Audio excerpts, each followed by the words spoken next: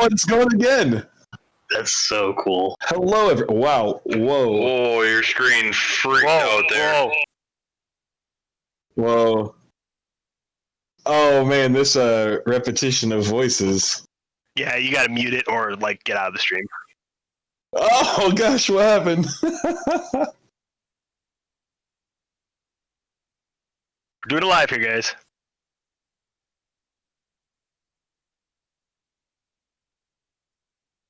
Rip stream GG.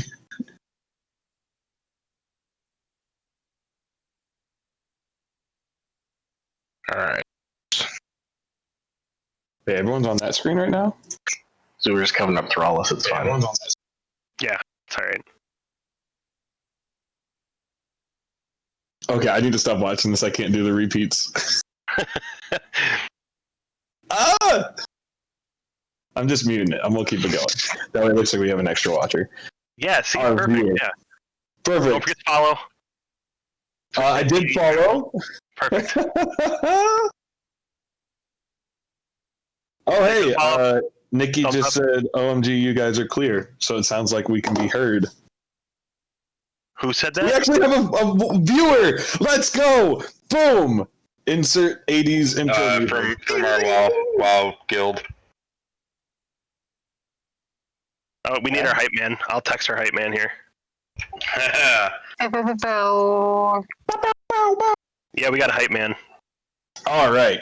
So now that we did our awesome 80s good cop, bad cop intro, where do we leave off? Y'all,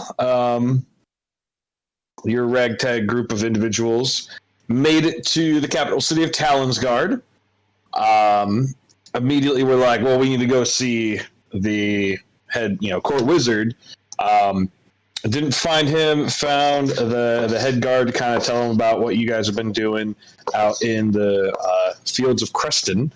You asked to see the court wizard. He laughed, but he said, you know what? They've been having some issues with missing peoples, which you can also confirm with your best friend Meredith, the dwarf lady who y'all found right before entering the city. Dith for short. Dith for short. You guys in Dith led your way to a bandit camp where you kind of had a sneaky plan to sneak in, but I don't think it really went well. I mean, it might have. You're all still alive. Nobody's dead yet, so. Right. A fight broke out, and you It's like a killed skirmish. most of the archers.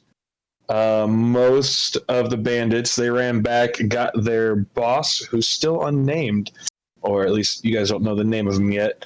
There was also a freaking polar bear in a freaking cage. And I believe it ended with the boss coming out and making his presence known. And you guys in here ready to fight. Oh, also there was a bunch of unlucky lucky rolls for our boy Thrallus. Yeah, there was. Yeah, my notes say fuck lucky dice. Fuck lucky dice. I do not have an initiative for him, so I'm going to roll that right now.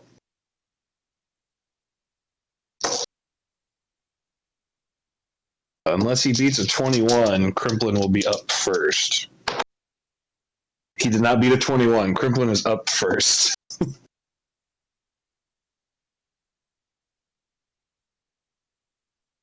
Oh, you're up there with the archer. Okay, yeah. So, can we get our new characters put on the board? Characters? I already put my new character on the board.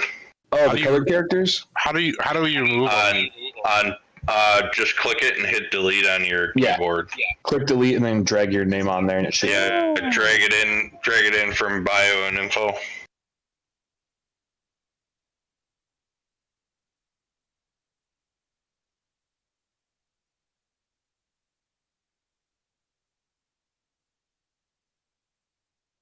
All right.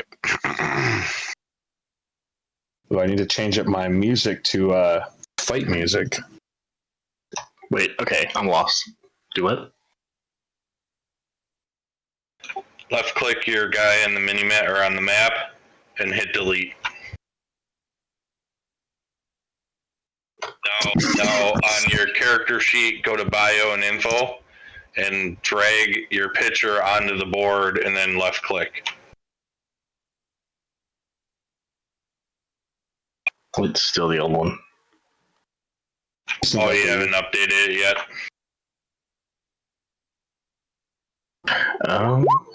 No, he has not. All right. All right, Crimplin, sorry. You are attacking the archers, and I think I went one. Let's see. I think I did 1, 2, 3. This sounds about right. So that would be Archer 2.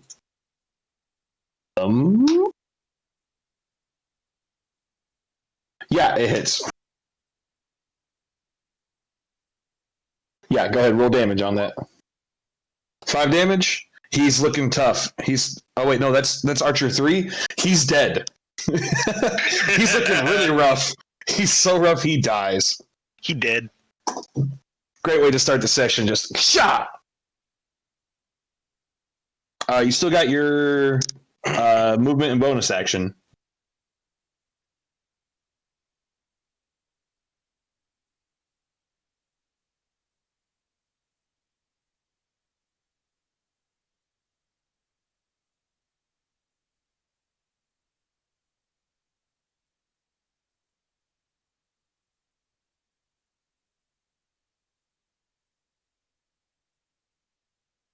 Oh, you're by the cages?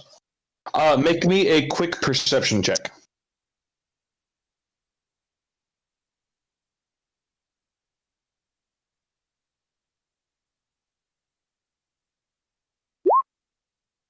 Okay. So, just because you're right here, the cages, they're like bars on all the sides. You can actually hear the ones right in front of you, they're all dwarves. You can guess that's probably Dith's family, since we're calling her Dith and not Mary. And they're actually all just like, help, help, help, oh my gosh, like they're all just freaking out. Past the dwarfs, you see 3 kind of poor looking folk. One of them, one of the ladies is actually asleep, passed out, dead. She's lying on the ground. And then in the last one is more nobles looking. I mean, they're still kind of, dirtied up, but you can tell they're wearing a lot more formal clothes. There's also one fella out here tending to the fire, except for he looks kind of more scared right now because he's realizing he's in between you guys and the bandits, and he's holding a shovel, and he really doesn't know what to do right now. I imagine anyone else who's like over in this general area, you can also see that too. Okay, Thrallus, you're next. Well,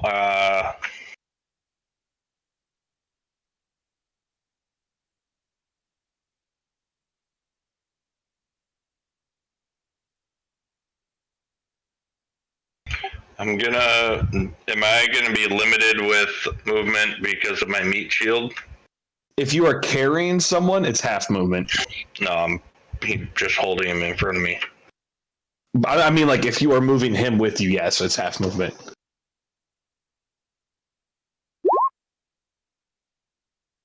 So I guess I'll use my bonus action my action to sprint then with him. Yeah, the action. Don't forget to take your healing too. Oh yeah, I gotta get my 1d6 from Healy Do. Healy Do! Do 1d6, sir. So, question, Thrallus, and I'll take your word for it. Did you use Action Surge last time or no? No. Okay, cool. You did use all your luck dice, but I don't think you used any, like... I used one sup dice. Oh, one I of them used one maneuvers? sup and 3 lucky dice. Now, did you use your second wind at all? No.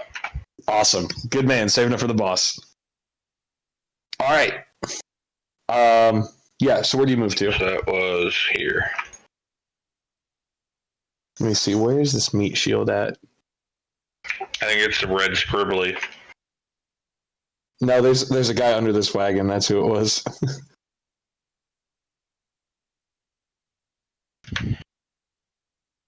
Whoa, I zoomed out way too far. Yeah, here, I'm going to give control Hold on. How do I give you? Fuck it. I'll just move him with you. And, All right, yeah, you move forward, that'll end my turn. Do you want to name your shield? No, he's just a meat shield. Just Meaty the shield. All right, Meat sounds shield. great. Meaty. Meaty the meat shield. All right, after Thrallus is Dolan. So, I am currently hidden in a water barrel that I use minor illusion to create.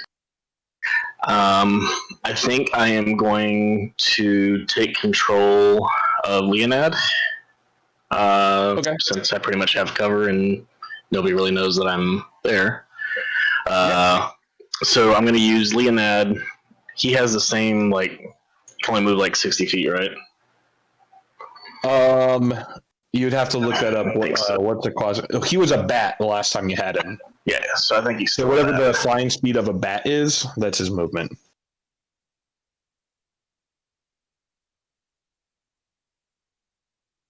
I don't even know how to look up that.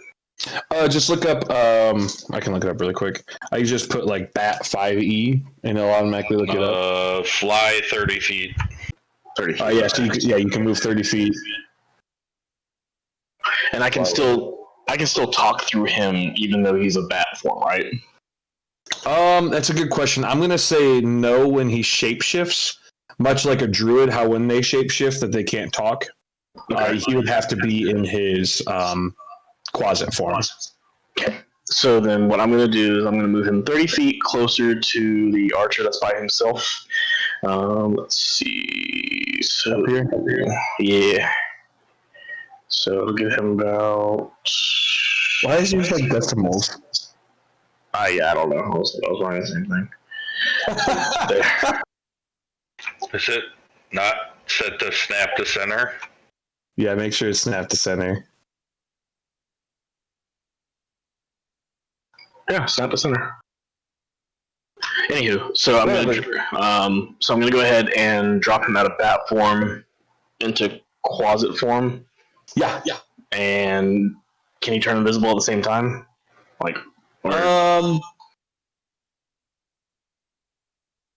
Thandir, when you drop your shapeshifting form as a druid, is that a bonus action or a free action? Free action.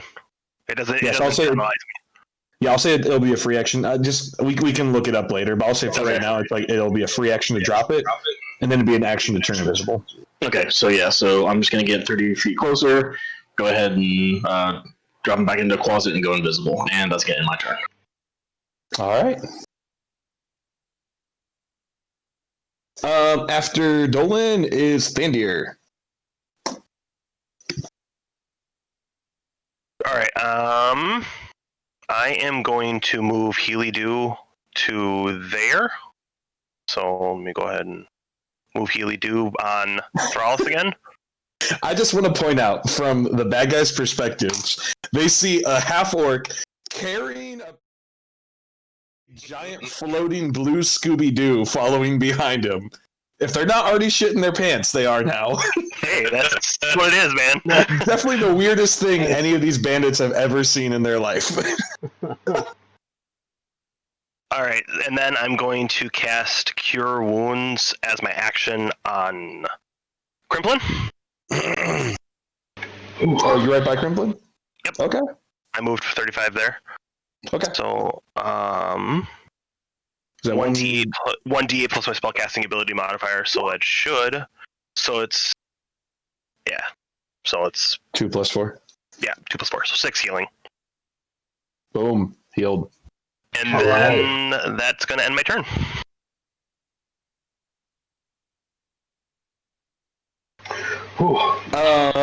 Next up, I think we were having Henry go before the footmen, or were the footmen going before Henry? Do you remember Henry? I think the footmen were going before me. All right. So, the footmen, these two guys down here, you see the Bandit Lord throws something shiny to them, and they run over, and one starts unlocking a cage door. The other one, he just kind of moves forward and has his, I think he has a sword? Wait. Did he just walk through the fire? Well, he stepped around it. I mean, they have 30 feet. He catches on fire and dies. All right, that one died. That's pretty nice. Hey. Come on, technicalities. But he prepares whatever weapon it is that he has. He has a scimitar. He prepares a scimitar and little wooden buckler, and he's ready. The other one, you can see him. He's like going, fumbling at the keys. But you can guess by next turn that door's probably going to be open. All right, that's the footman's turns. This is. Oh, I have one archer left. All right. Oh no, Henry goes before the archers. Go ahead, Henry. I'd have to move. So I am going to cast Firebolt at the archer. Oh, maybe the archer won't get a turn.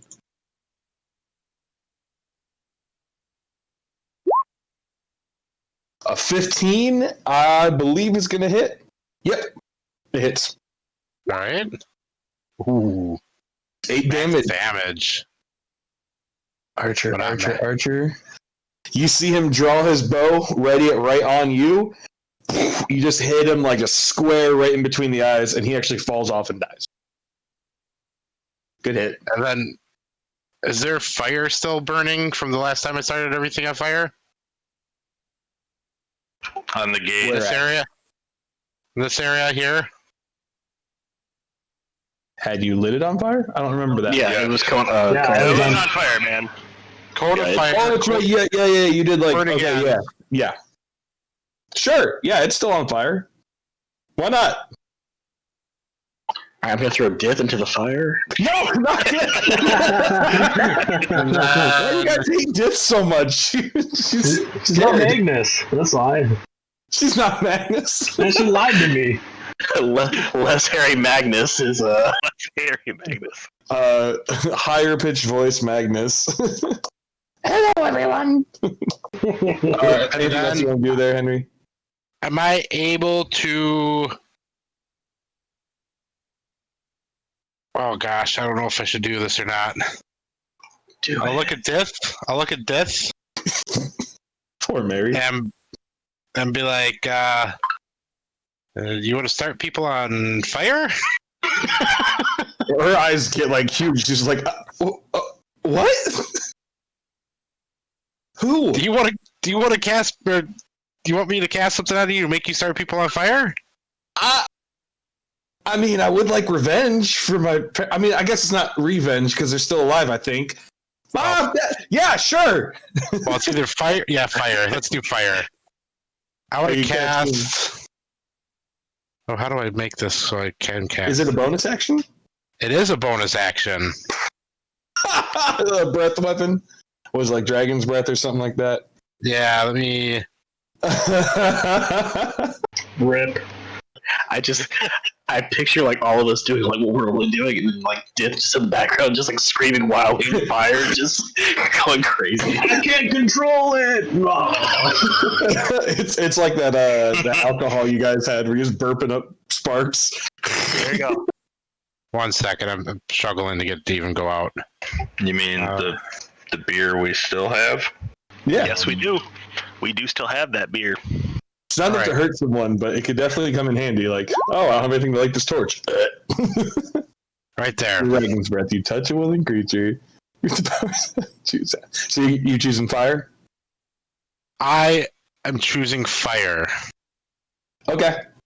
Now, does she only get to do it once? It's for a minute. So 10 rounds. Until the spell ends, a creature can use an action exhale. So she can do it every round, 10 rounds? Yep. Yeah. Holy crap, that's an awesome spell. Okay. Now, who? Hang on. Who has to concentrate? Me. Yeah, so like if he gets hit, he has to make a concentration check. Concentration check. Where's my duration? Or if he casts any other concentration spell, that one would end. All right. Is that your turn? You gonna move it all? Well, I didn't know if I could move after attacking and... Yeah. Yeah, you Okay. get your movement every turn, no matter what order you do it in. On Tell Dith, go get him. Fucking dip. 4, 5. We just turned her into a firebender. Apparently. Yes, we did. Oh no, it's Yes, Zula! firebender. Wait, what was Zula's sister's name? Dith. What's Zula? Let's say she doesn't have it. No, Azula was the girl. so who goes there. to that. Cannon. All right. Yeah. And I have my turn. All right. It is the archer's turn, but they're dead. So it's Dith's turn. She sees some dwarves in some cages. She's going to move. 1, 2, 3, 4, 5. Her little dwarf legs. She's going to use her action to dash. 1, 2, 3, 4, 5. And she goes, "Mom, Dad!" And then you hear like one of them goes, Mary, Mary. It's not Magnus, or it's also not Magnus. But that's pretty much her turn. It is our Bandit Lord's turn. And I think he had a southern accent, I believe. We'll go. Oh god, that was so long ago. But yeah, let's just keep it that way. Yeah, sure. He comes out. He's like, he's like, "You come out here into my property, killing my men. Y'all are gonna pay for this one." And he doesn't have any ranged attacks, so I guess that sucks. That's For him. great for him. No, I'm good. I guess I shouldn't have said that out loud. Waller and Gory. Yeah, you know. Shit! This guy sucks. You know what he's gonna do? He's gonna take a step forward and steal the crossbow from this guy. Yeah, now Improvised fuck you weapon. guys. He's gonna throw the bench. Picks up a crossbow and let's see, who does he want to attack? No one's attacked him yet. He saw Henry kill one of his archers.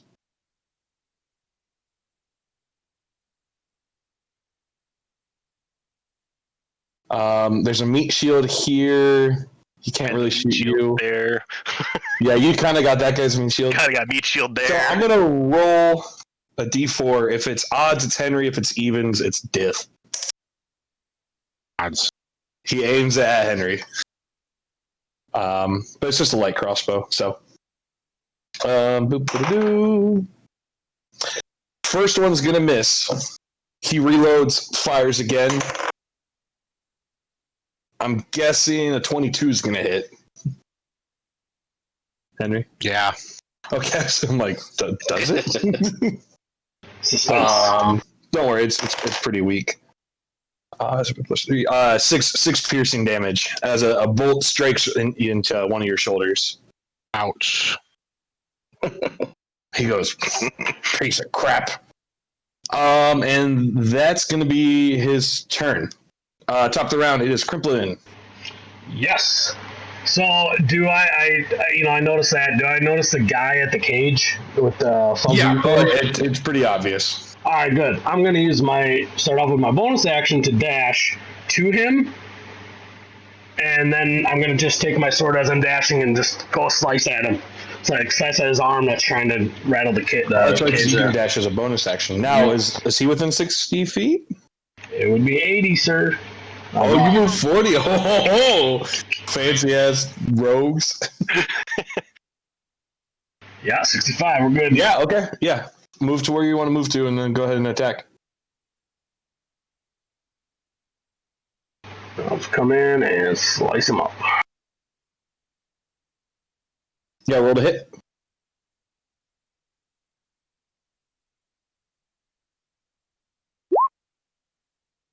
A 10 is just gonna. You were just moving a little too fast, and he saw you, and he just kind of dodged a little bit. You almost had him though. Sorry, I just found Leonad's initiative. That he goes on your turn. I know. Go ahead and roll offhand if you want to. Well, I already used the bonus action though. A bonus. Oh, you did. So now I'll just be like, nah. I'm here now. I made it. All right. Damn. Yep. Yeah, you were like too short. Just two. Thrallus, you see your rogue rushing in as you're behind a meat shield. How does that make you feel? Safe. Smart. He's like a little bitch. Alive. Hey, I'm gonna move here. Don't forget to take Healy Do. Oh, yeah, that's our ego healed again. Get that free heal. Free healing, buddy.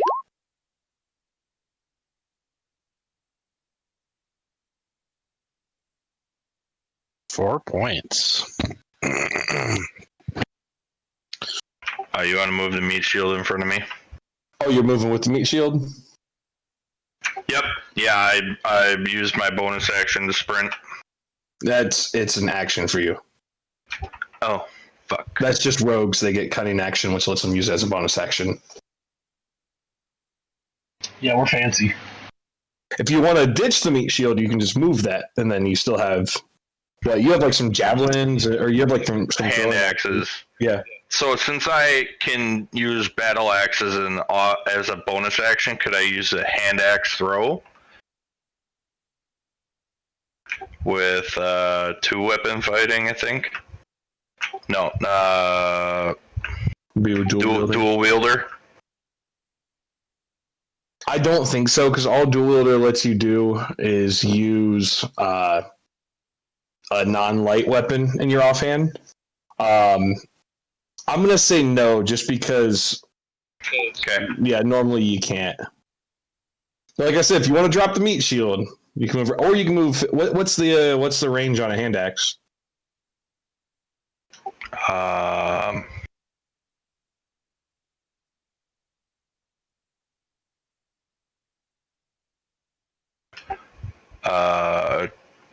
I have in here 20/60. So that means you can throw it up to 20 feet away from you with a normal attack, or up to 60 feet away from you with disadvantage.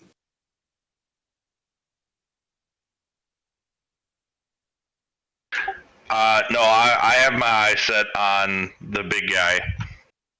So you're just going to keep slowly moving with the meat shield? All right. There's nothing wrong with that. All right.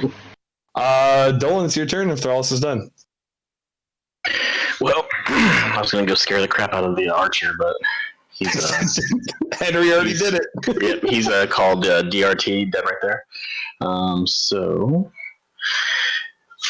I still have control of the closet, so I am going to shift him back to a bat. So he can just move as a free action on your turn. So you can still move, do an action and all that, and he can move with you. Okay. So I'm going to go ahead and have him turn back into a bat so I can get him to fly over the wall here and make it into...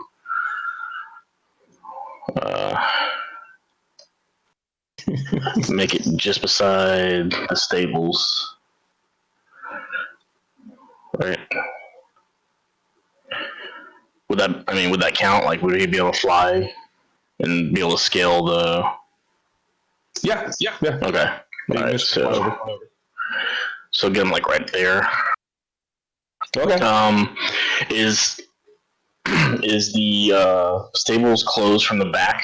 Like, yeah, it's all boarded off from the back. So he has to go the whole way around. Okay, so he doesn't go around. He can fly on top of it. Okay. So I think what I'll do is leave him just kind of like hovering there. And, yep, I'm going to call it. So I can still move too?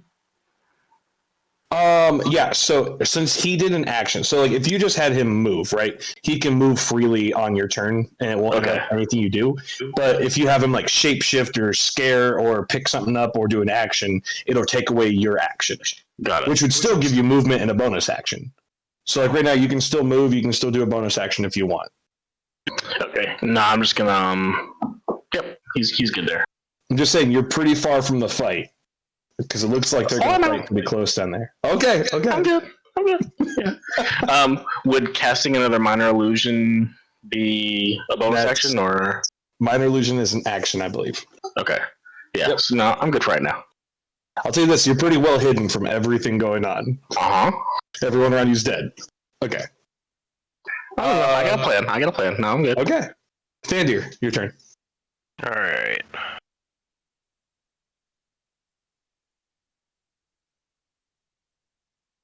Okay. So, that's just measuring up some things. All right. I'm going to move Healy Dew behind. How many more turns is that thing out? 1 minute worth. So it's getting close to expiring.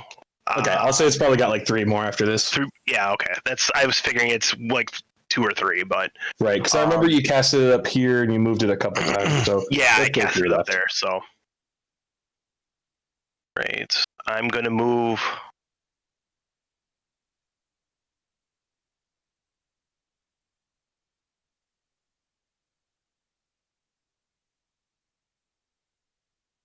Yeah, okay, I'll move there. And then I am going to cast Spike Growth. Oh, shit. And I'm going to pop that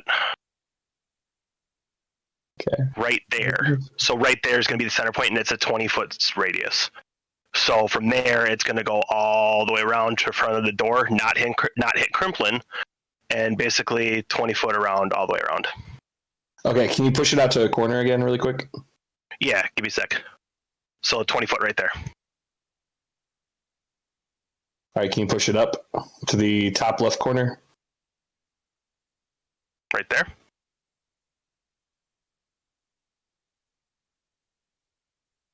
Are you drawing a circle? I'm drawing a square. Yeah, so you just got to bump it, then you just got to move that whole square down then. So basically where that guy's going to get hit, that's at the door, and the other guard, and then the Bandit Lord. How did I make it a circle? What the fuck?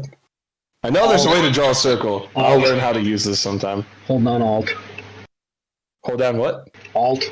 Alt for a circle. Look at that. It tells me to do it. Yeah, a lot of people don't know how to read. It's okay. All of a sudden, the hill giant attacks. There we go. So it's actually centered on that point right here. Yeah, hold on a second. Now I'm just trying to select it. Come on, circle. New skills immediately. Oh god, and I'm moving the guys too. Oh boy. Stay tuned for more wacky adventures. Select. Do you want me to give control to me and I'll move it? Can you just make a circle? Because apparently I can't. Yeah, and if I could select it and give you control, I totally would. So I'm gonna move those guys really quick. No, that's a ping, Nick. I understand that, but that's the center point. Yeah, I'm trying so hard. Well, that's not anywhere in the center point either. Yeah. 1, 2, 3, 4. Why can't I select it? 1, 2, 3, 4. And then there were crop circles. Right? I can't select that, Brian. Can you ping it one more time? What is happening? Here, I'll just snap to it. No. Ping your center really quick. Actually, that's center. Right there. Boom. Right there. 1, 2, 3, 4. 1, 2, 3, 4. 1, 2, 3, 4. Good enough. Whoops. There's so many circles. What's going on? And now a square. Good enough. That works. Yeah. Oh, my good. What? What a spell. What a spell. So many things happening. I got rid of mine. Alt Z. Which one are we looking at? The light green. Can you get rid of the dark other green? No, I can't select it. Scott, you did that one. Oh, God. I can't select it either. Yeah. All right. You have to There's just a You green have to circle highlight right now. the entire. Yeah, hey, you have to highlight the entire circle. All right. Thank you. Yeah, there we go. Okay. Yeah, cool. the So I was about to say, whenever I do that, it selects all the little guys Right. too. Okay, wow. That was a pain in the butt. That was fun though. So yeah, and actually the center is lower, but we'll just play with it. That's fine. Well, actually, no, you're right. Okay. Yeah, it just gets weird when it comes to diagonals, but yeah, it's got those two guys in it. Yeah. All right. 20-foot radius centered on a point within the range, twists and sprouts, hard spikes and thorns. Area becomes difficult terrain when creatures move into or within the area. It takes 2d4 piercing damage for every 5 feet it travels. Okay, so even for that guy to leave the area, he's still going to take damage. Yep. Okay, yeah. But right now, when it's first summoned, they don't take it. It's only if they move inside it or if someone moves into it.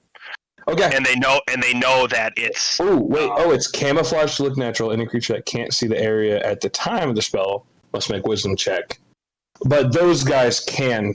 Okay. Right. So they can see it. Yep, they can ignore it. But like, if the prisoners got out and moved into it, they would have to do a wisdom check. Okay. Cool. Yeah. Right. Druids, fucking crazy. Druids in circles. Anything else? No, that's gonna be my turn. All right. That was Thandir. Footman's turn. Oh boy. This guy's gonna do. What do I do, boss? He's like, don't move. And he's like, oh, okay. And then this guy, after dodging Crimplin, especially you hear the click, and he goes, oh, you're in for it now.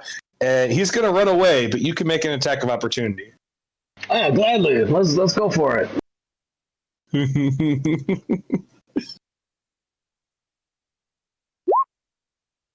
It's gonna hit. Roll damage as he's trying to run back. Ooh, with a 10. That's a good hit. I mean, he is barely like, oh, you're gonna get it. Like, he's almost to the point that he's crawling as he limps back towards his boss. And then doesn't he take damage for moving inside the circle? No, he's just outside of it. No. What? No, it's a 20 foot. Yeah, he was in the 20-foot radius. Yeah. No, this guy right here? Yeah, because he was, yeah.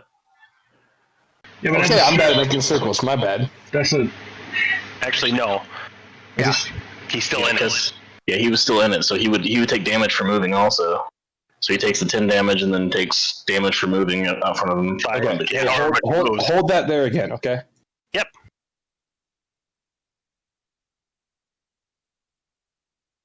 Okay, now go to the top left corner. Now the top right. Now the bottom right. I think you might be able to do one more. Go down one. There you go. Okay, that makes more sense. Yeah, that makes more sense. The circle's as large as that, but the corners are kind of rounded. You know what? He would still fear the bear more than the spikes on the ground. So you'd get a good enough hit that it doesn't matter what the spikes roll. He dies. Like, he goes to take a step, you slice him, Crimplin, and you like hit him so good that the force of it, he falls and goes shunk and gets impaled right on a spike and is laying there dead. He barely even gets 5 feet. Nice. Yeah, let's say 2d4 for every 5 feet he travels. Hey, let it be known that it was Thandir's spell that killed him, not Crimplin. I gotta get one today. Technically, that is true. He died from the spikes. He had 11 hit points. You did 10 damage. The spike did the extra 1. I'm gonna yell, "Go Crimplin!" Woo! I'm just smiling ear to ear because that cage is open and I got a pet.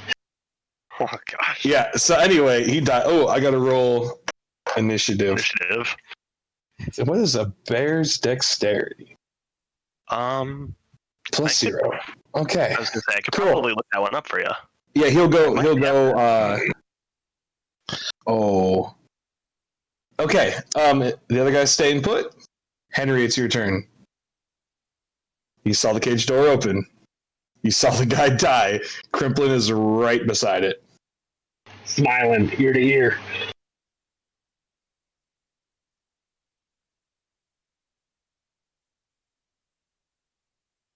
Oh God. Let's see.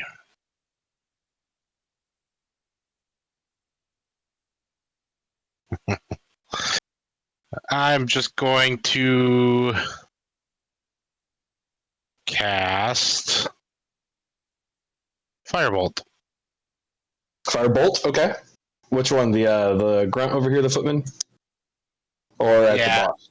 Big I'll bad. do the footman. All right. I don't want to draw attention to myself yet. 10 is gonna miss. All right, then I am going to move. Oh gosh. So if I move into Healy Do, will I heal? Technically, I don't know yes. if Andrew does he. Technically, yes. He will heal on your next turn, though. If I don't move him, which Oh, is that the start of his turn then? I do believe. Let me link it again here. Hang on. Yep. I'll link it again. Healing Wherever you're playing with Spirit. shapes. Healy Do. Healy Do. I'm not casting it. I'm just spending it. I'm just typing it out there. Oh. Whenever creature moves into the space for the first time on a turn, or starts its turn there. Yeah, so you'll get healed if you run into you it. get healing. Yeah, I'm gonna run into it. You're gonna go get big Healy Do a big old hug. How do I? Do I 1d6. just take?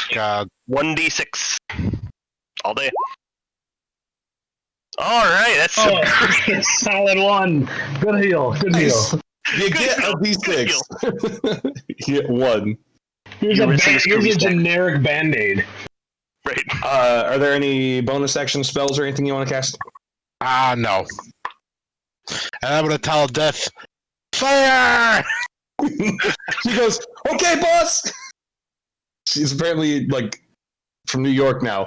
It is her turn. She's gonna move. One. But Dith has to have a Bostonian accent here. You got it, boss. You got it, boss. So it's only 15 feet, so she would have to move into the thorns. She goes, "Should I move into the thorns?" How much do the thorns do? 2d8 or 2d6 or 2d8. 2d4. sorry. 2d4. I don't have to go far. That's up to you. Uh, Radius. So It's a 15-foot cone, right? So it goes 1, then 2, then 3. yeah. So she Yeah, would have to so one. stand like One in. here at a minimum. She goes, maybe I'll just. Would she be able to like hold it if the bear comes out of the cage and like shoot fire at She the goes, bear and like scare it back into There's the a cage? bear? Ah! And she doesn't. She takes a step back. She goes, Perfect. I don't like this. I'm closer than almost everyone. And that's her turn. But she's ready. Up next, Crimplin. You hear a snarl. You hear a roar as the cage door and the bear comes and claws up at you. A 17? Yep. All right. So he claws. Oh, max damage. For 17 damage. Woo. All right. As he hits you with his claw, he goes to take a bite out of you too. Another 17. Yep. I'm gonna get a different dice. I feel really bad right now. It was nice knowing you guys. His bite doesn't do as much damage. I kid you not, I've rolled max on all these damage dice. 13 points as he bites into you. Yeah, I'm down. No! Griffin! Like, I have 2 6s and an 8 sitting here. This is not good. You guys, the rest of you, see, Crimplin all excited about the kill he had, look over his shoulder as Dith goes running, because technically all these happen at the same time. He turns over his shoulder as a bear just comes out and just fucking pummels him, smacks him, bites him, and you just see his body go limp in the bear's mouth. You see the Bandit Lord smile, start laughing, and go, "Someone's hungry!" As he takes his stupid little crossbow because he's afraid to move after seeing his buddy fall face first on the spike. And he's going to shoot at Diff because she's right there in front of him. I never gave her hit points or an AC, so I'm about to make some shit up. So would the bear had to have stepped out in order to hit Crimplin, or no? Because if No, it the did, bear was already on the edge of the cage. Okay. Because it's technically a large creature, so it's 10 by 10. Okay. Now, I mean, it's not a 10-foot bear, but it operates within a 10 by 10 square, while the rest of you guys do like a 5 by 5. Okay. All right. 6. I'm gonna say, I mean, she's not armored or anything. And the bear's not going to move? No, the bear's enjoying a nice snack. Okay. Probably next turn it will. The bear doesn't know what spikes are. I'm going to say a 12 hits. I'm going to give her the same kind of AC as a footman, I guess. Yeah, let's go with that. She was supposed to stay out of this fight, but you guys brought her in here. So she takes a good hit. You see her, like, she turns and ran from the bear, and you see her just get hit, like, not in the back of the head, but, like, right in the spine area, and she, like, almost falls over, and she's not looking good. He loads a second one, and she goes, "Pesky little twerp." Yeah, his voice changes a lot. As he hits her again. And Meredith also falls unconscious. I would say no, but I'm unconscious myself. It's Crimplin's turn. Crimplin, I need you to make me a death saving throw. Alright, that's the first we've done this, so what do you do? You just roll a d20. If it's 10 or higher, you pass. Hold on, don't roll yet. It's 10 or higher, you pass. If it's less than 10, you fail. If it's a 1, it's 2 fails. If it's a 20, it's 2 passes.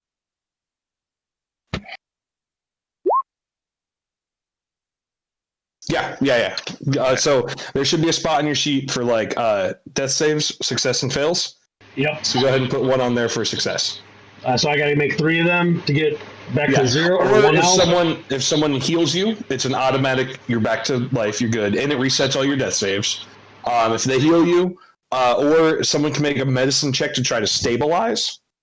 Okay, so and then they have to roll like a 10 or higher, etc. So am I considered at 0 then right now for health? Yeah, you're at 0. There's no negative hit points unless something hits you so hard that it does negative your max health. Then you die instantly. Okay, so what's your max health, for example? 26. Right, so unless one of these guys hits you for a 26, and that doesn't mean like 2 attacks for 26, it means 1 solid fucking whack for 26. So 50, 52. Yeah. No, because he's already at 0. So he would just have to get 26. Just Versus if he was at full health and something came up and hit him for That makes 56 or whatever, 54, yeah, he would die instantly. But, like, there's no negative. It doesn't, like, add up or nothing. Okay. But if someone hits you while you're unconscious, it does add a death fail. Oh, okay. Okay. That's not good. You don't want that. Well, no, but makes sense now. I'm trying to say hint to the rest of the party. You knew you. I got it. Okay.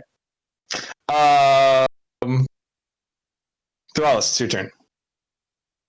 Also, just a reminder, if something is unconscious and you hit, you have advantage on attacking them, and it's an automatic crit when you hit them. Just for future reference. So what about spells that affects the lowest, with the lowest hit points? What do you mean?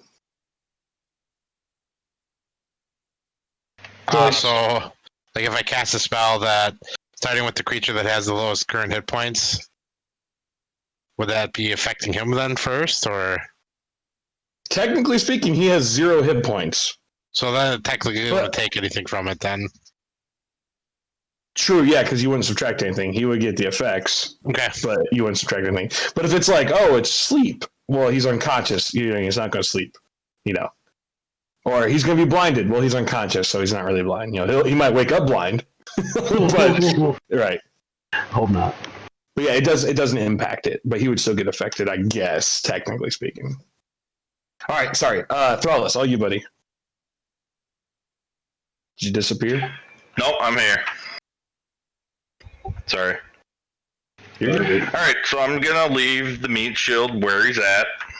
He goes, "Oh, thank you." There's a parlor. I'm gonna move here. Can I throw Crimplin? Oh, he'll take damage, which will add to his death saves, or to his deaths, or to his death save failure. Like I could. You can grab him and throw pull him him back. here. Could I throw him here? You can, but he's going to take damage from a lifeless doll being thrown. Now, you can try to make a medicine check on him to spare him, but if you fail, he adds a failure, and if you roll a nat 1, he adds 2. So it's your choice. You know what? I actually sure I will do a medicine check. There you go. Do some CPR, Thrallus. Oh man. You just gotta grunt while you do it. Just gotta Hey. grunt while you do it. All right. So you are, technically speaking, you're alive. You're still unconscious because you're at 0 hit points, but you're not dying anymore. He has spared you. So I'm unconscious though. Yeah, you're still unconscious. You still need to get healed a hit point before you can get back up and get into the field, but like you don't have to worry about rolling dice or nothing like that. Okay. So Thrallus at least has you breathing. Like Thrallus just comes over, I imagine he just goes, "Ugh," and like just hits you in the chest once, and just, That's good. Now is that an action to do that or no? I would say yeah, because you're kind of scared. Okay. Like, you still have your bonus action. You still have your offhand if you want to attack a bear. I mean, can I attack him through the cage? Oh, the door's open. Like the door takes up that whole side. Oh, okay. So I see. I only see the red on the one block right there. So I figured the door was only 5. I originally drew that, but then I realized a bear is a large creature, so it would need to have a 10 foot. Yeah. Okay. So Because I drew the cage before I knew what pet I wanted him to have, and then I'm like, okay. "Oh, that sounds cool." So I can hit him from where I'm at. Technically speaking, you have to step over Criblin, which you can stand over top of him.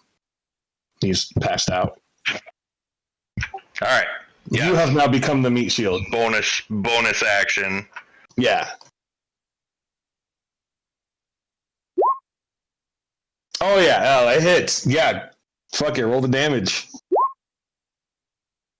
Good, solid, clean sweat. Like he's still got blood on his teeth. Like you're sparing him, and you look over, it's still kind of biting at his shoe, and you just big old gash right across his face. It's furious, but that was a good hit. That'll be it. All right. Dolan. All right. So I'm going to come out of my water barrel here. I'm going to step here. So I'm just outside the corner of the shed or whatever. And I'm going to cast Crown of Madness. What is the range on Crown of Madness? 120 feet. I am at 105. Okay, who are you casting it on? Who do you think I'm casting it on? The big dude. Oh, the boss. Yeah. Oh, shit! Because he has to... Oh, you guys broke the game. Did we break the game? Because he can only do 2 things. He can attack his friends and he can move. So, if he moves, he gets hurt. If he stands still, he attacks his friend. I hate you guys so much. So much. You guys were plotting. Okay, yeah, cast it. All right, what does he have to do? Is it a save? What is this? Yeah, it's a wisdom saving throw. Oh, you dicks. That is such a good combination. Nice. I'm bringing that into my other game because I have Crown of Madness, and I'm like, I don't know when to use this because they just have to run, take 5 feet back. Oh, shit. Okay, wisdom saving throw. How wise is a Bandit Lord? He rolled a 12. Oh, wait. Oh, a 14? What's your DC? Let's. Should be on the spells page. 14? 14? Yep, 14. Succeeds. Yeah, no. Oh, that was such a good idea, though. Yeah, his saving throw is wisdom +2. I rolled a 12. Yours is only a 14? Yep. So, can I still cast Eldritch Blast? Is Crown of Madness an action or a bonus action? It is. I posted it. Sorry. Look, Crown of Madness is just says casting time 1. Let me double check. I think Crown of Madness is an action. If so, you can't do Eldritch Blast now. Now, do you still have both? Do you still have another spell slot? Don't think so. Because I used.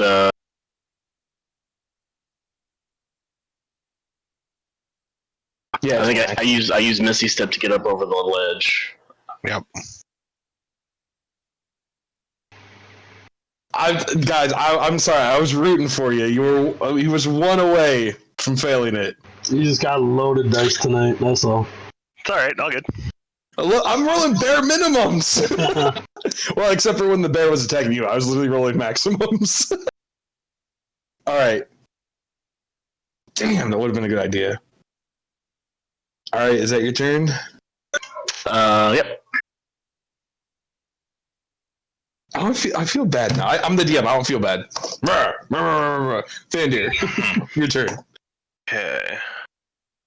Because I don't have rolls like these when I play a normal character, so I'm going to enjoy them while I have them.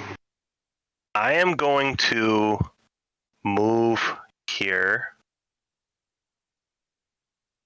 Okay. here, somewhere here where I won't get hit. If you stand there, technically speaking, the polar bear could attack you. You would have to stand just one more back. Okay, well then that's fine. Yep. Yeah, now you're out of the reach of it. Okay. I am going to...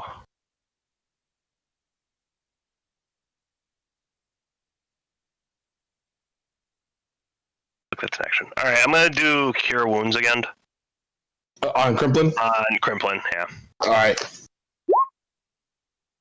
5 points. Your eyes open up, and all you see is Thrall's crotch.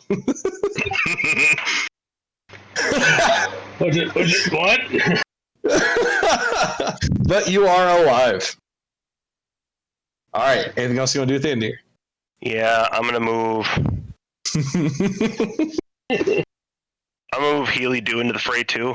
So I'm going to put him right on top of Thandir. Or Crimplin. Good lord, we got way too many people right there. Okay. Yeah, that's fine. So he gets healing next turn, and then that should be it for me then. Yeah, that's my action bonus and my movement. So, yep, that's it. That's all I got. All right. Footman's turn. Well, that one's dead, so not that one. The other one, he goes, "Oh, give me that back." And you see him kind of fight for his crossbow, and he steals it, and it's kind of shaky as he has no clue who to aim at. He goes, You shot our bear!" And he shoots at Thrallus. Or I guess you hit our bear. Oh, that's not gonna hit. That was like an 8. Yeah, no, that misses. That bandit is freaking out. That's his turn because he doesn't want to move. Henry, it's you. You guys have isolated these guys pretty well. All right, so this is my 4th turn. So if someone goes down, will the spell still affect them? If someone goes down, technically speaking, you are maintaining your concentration, so they would still have it. Oh shit, she's bleeding out. Oh wait, no, it wouldn't be until her next turn that she. Yeah, she's right after me. Yeah. All right. Yeah, she's laying on the ground face first with an arrow in the back of her head. Poor Div. I'm sure she's fine. She's napping. Oh, by the way, you hear her family go, ah! As they scream, seeing their daughter, the one who brought you guys here to save them, laying face first with an arrow in the back of her head. Walk it off. Come on, dude, quit playing. Could I shoot between the bars, or would that have a chance to fail? I would say, I mean, it's a big polar bear, so there's probably a decent sized gap. I'd say you can shoot through it without any additional issues. The only thing is that there's a meat shield in front of you, so if you roll a 1, you're going to hit the meat shield. But that's just a 1. What happens if I shoot it here? Yeah, you just shoot those guys. Huh? You just shoot them. Okay. So, I have a bad feeling about this. I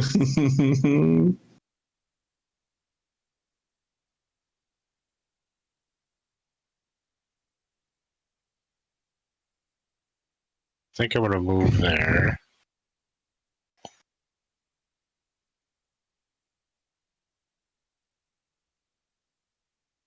Okay. So, I'm going to cast... Oh, God. I don't know if I should, but I'm going to. What, fireball? I'm going to cast Witch Bolt. Ooh. Psychic damage? Or necrotic damage? Lightning? Oh, fuck me. I don't know my spells. Alright, who you hitting? And I'm going... Yeah, at normal level. I'm going to hit the boss. Okay, yeah.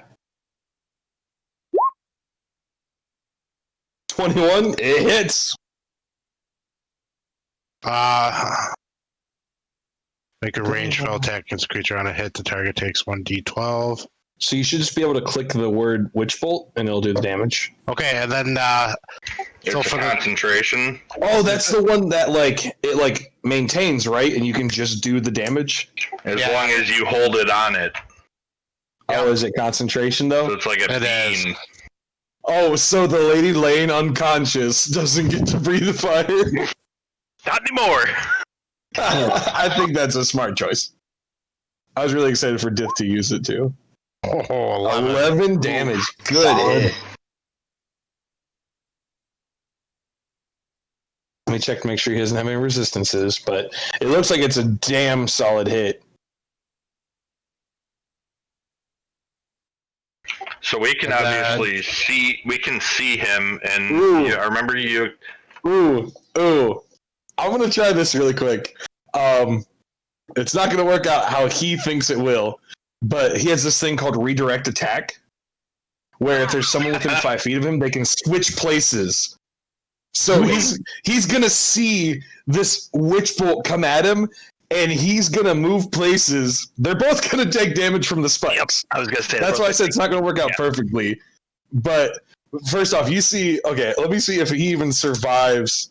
If the footman even survives getting to your spot. Okay, so this is easy. You shoot the witch bolt, and last minute he grabs his footman and pretty much jumps in his place and throws him. And you hit him, and the fucker just explodes. So how he just dies outright. So then I can't cast it anymore, right? Pretty much, yeah. But you outright killed the footman who's here, and the boss takes damage from moving. Would that work though? Because it follows him. Because if he moves, it moves with him. So the only thing with it is that it says. So I'm just kind of reading this here. So when a creature the Bandit Lord can see targets it with an attack, the Bandit Lord chooses an ally within 5 feet. Total cover too. Never mind. What's that? Oh, I was reading about total cover. It ends if the guy's in pretty much cover. What this says is the Bandit Lord. So it's not like he put it in front of him. It says the Bandit Lord and the ally swap places, and the ally becomes the target of the attacking player. So it's like you targeted him. It's like you targeted them. But it's a reaction, so he can only do that once per round. And the guy's dead, so he can't do it anymore. Right. Always that too. And he has to unbury the crossbow, right? Because now. Oh yeah, it's somewhere down in there. Right. Yeah, no, he doesn't have it. The other guy does. The dead guy. It would like take his action to try to find it. All right. He still knocked the guy out. So it's Dith's turn. She moans in pain. Okay. It is the polar bear's turn. He's gonna bite at the one that just fucking sliced his face with the battle axe. So he's gonna bite first. Oh, it's gonna hit. 25. I'm guessing that hits Thrallus. Yep. All right. For 6 damage, Okay. as he bites on you, and like he kind of bites at your arm, and then he brings up his big left paw, swipes it down at you. Non-nat 20. Yeah, that'll hit. Okay. For 13 points of slashing damage as he brings down his paw on you. Oh, wait. You had the... Oh, it's not your turn. Never mind. I was about to say the healing dude's on top of you. But he'll be on top of you for the start of your next turn. He's not moving, though. He's kind of stuck there. You're kind of standing in his way to go anywhere, so... He's there fighting.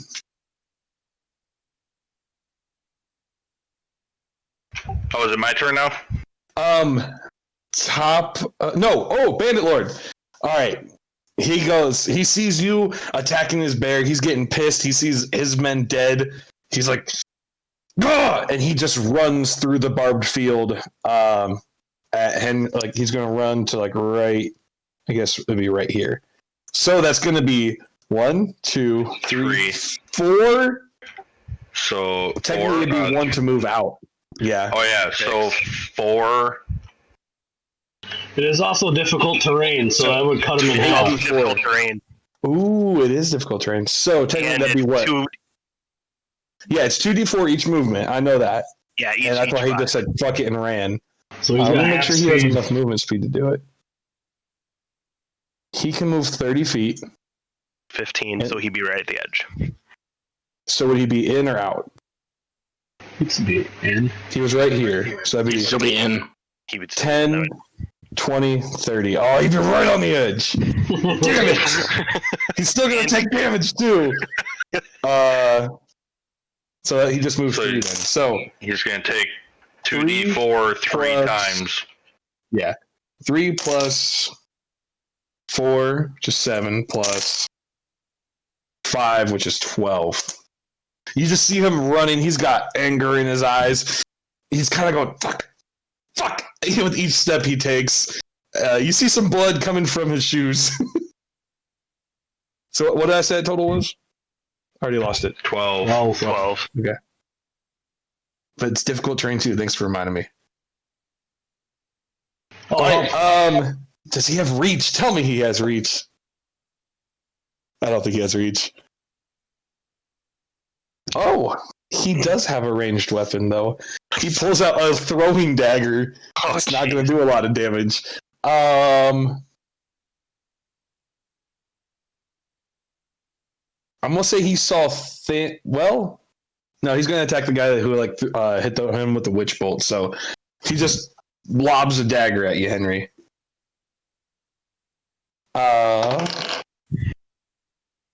A 15? Will hit. Of course. Dagger's not much. 4 damage. That's like right where you pulled that crossbow bolt out of you. A dagger hits you right there. You go, motherfucker! All right. Now it's top of the order. Crimplin, you are up. You're laying down with Thrallus underneath you. Technically, you have Healy Dew on you, so go ahead and roll your d6. Nice. Get 5 health back. You will need to move by the end of your turn, because technically speaking, when you're both alive, you can't share a space. but because you're kind of like prone, he can stand over top of you. All right. But you can totally stand up, hit the bear, and take a step back. Okay. So Just remember, it's a bonus action for you to disengage, or else the bear gets an opportunity of attack. no, that's good. We're good. I'm going to try to remind you guys, I don't want this to be a party kill. I'm not trying to kill anyone. I just wanted to get something kind of different. If I die, we're good. So I'm gonna pop up. See level 4. see Thrallus's nuts. Push him to the side. No, I'm kidding. Push him to the side. Get up. I'm gonna slide right past the polar bear and try to climb on his back. Okay, maybe people will die today. All right. What? Okay. Roll me. Fuck. It's not animal like. Wasn't expecting this. It's either yeah. I don't. Like Nick gave me the heads up. He's like, "Hey, we're gonna try to ride this thing." I'm like, "No, you're not." He's like, Nick, you son "We're of gonna a make it up now." I'm like, "You're not gonna try to ride a polar bear." I'm trying to ride it. What? How do you roll to ride a polar bear? I gave him possibilities. I said this may happen. So what we're gonna do instead of animal handling, because this isn't like a rideable animal. Oh no! Like whereas like a horse, I'm gonna say you roll acrobatics. I'm gonna have the polar bear roll strength, and if you beat him, you stay on. If he beats you, you get bucked off of a fucking polar bear. Welcome to Crimplin's Rodeo. Arctic Rodeo. Arctic Rodeo. Yeah, and just for the hell of it, I'll roll it in roll 20. All right. So he had a. Oh, that's the Bandit Lord. You're not trying to ride him. No. Dolinus. Jesus. There it is. That's the end game. Dolan, what are you doing? Give me 10 minutes. He'll never steal people again. Jesus. Hold on. I am dying over here. This is live, first off. I hope no one is watching this. God, I hope you didn't put PG for your stream. Oh no, it's mature audiences. We're good. It's he has a +0, so it's just a straight 20. Damn it! Roll again. Yes, Roll again. yes. The Bucking Bronco. You know what? No, I'll let you succeed this because you're crazy. You are holding on. This thing's ass is bouncing. You're holding on to its fur. It's biting at Thrallus. There's some weird shit happening right now. This is not what I expected. Thrallus! I told you. Move your character. I told Speaking you. of Thrallus, it is your turn, Thrallus. Yeah, there you go. Take your healing. Yeah. Take you. Jeez, you guys are insane. He almost killed me. I'm gonna rat him. I said I was gonna ride this thing. All right, here we go. Basic battle attack. Yeah. Swing at him. And hey, what, Thrallus? You have like a plus. Oof. You only have a +4 to your attacks. 6. Oh, you have +6. Oof, You roll a 2. +4 to damage. Well, an 8's Tell me. not gonna hit. Tell me, okay. Yeah, no, sorry. His natural armor is a bit more than that. We're gonna use a sub dice for precision attack. Yeah, totally.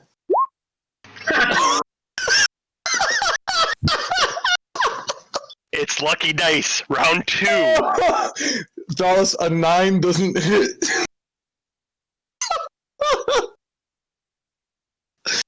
I feel so bad right I'm now. a little off balance from Crimplin pushing my nuts aside. That's right. You're Is that living gonna to the be an right excuse now. for me admits? Oh, Crimplin must have hit my nuts. Oh boy. Okay, we'll do a basic attack for my bonus. Watch like a crit. Oh, pretty much. Yeah, 22 hits. Roll that damage. 10 more damage. You are getting solid hits on it. Sadly, Okay, it's getting and- solid hits on you, too. And I'm gonna action surge. Yeah, fucking A, go.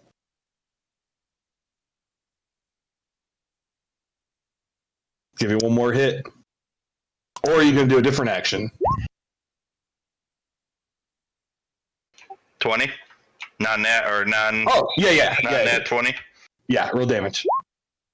Another 10. Hell yeah, man. Chopping him down. It's looking rough.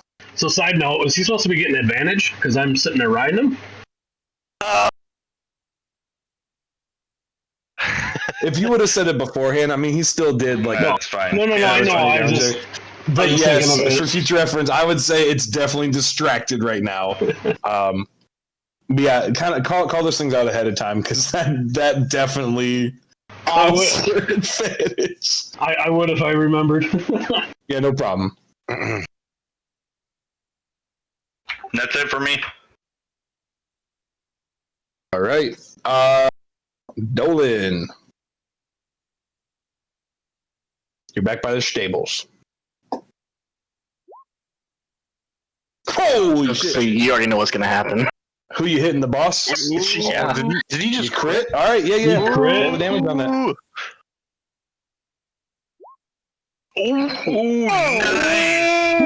Ooh, nice hit. Well, at least someone's rolling good in this party. So I gotta ask. Normally, the way I like to play it, so normally an Eldritch Blast is just like crackling green energy, but I like to customize a little bit. So, what do you want? What do you want your Eldritch Blasts to look like? This time? Whatever. No, just like anytime you cast it, what's it look like? It can have like your dragon heritage with it. It could be blue. It could be. I'm gonna say like my character, like it's gonna have like it's gonna look like a skull, just like a flaming skull, just coming right at him. Sure, why not? Because like now I'm pissed that my Crown of Madness didn't work. So it's like, okay, 19 damage on a level 1 Eldritch Blast. That's insane. Wow. Oh boy. Okay. Is that gonna push him back too? With the force? No. So there are Eldritch invocations you can take that either push him away or pull him towards you, but you don't have any of those. So I just didn't know with the force if that would like force. That's just the type of damage. So like certain things are resistant or vulnerable to certain kinds of damage. Force being one of them. But it's like like you audibly hear him from your distance. You knock the wind out of him. Would you like to move at all? You're just gonna keep playing sniper. I'll move closer so that way. So I can. Before you move, roll me a general intelligence roll. Just click intelligence and it'll roll.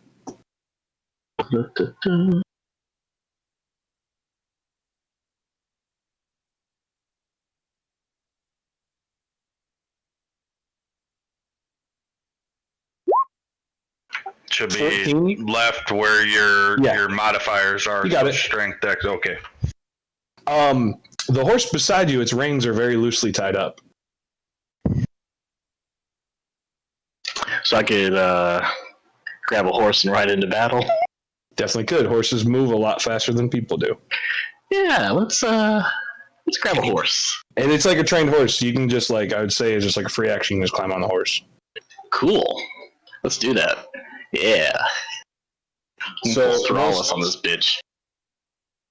Oh, I jump from a horse, fly through the air. Jesus. Flying dragon. They move up to 60 feet as a normal movement. So. Yeah, let's go. I hope silver. So I wanted to ask. At the end of last session, we watched the Bandit Lord come out, and you said he had a helmet with like elk antlers on it. Now, kind of like that druid helm from WoW. Yeah. Okay. Yeah. Now, are there any other types of armor he's wearing? It's really mismatched, like this cool shoulder piece, but then just like kind of ugly clothes.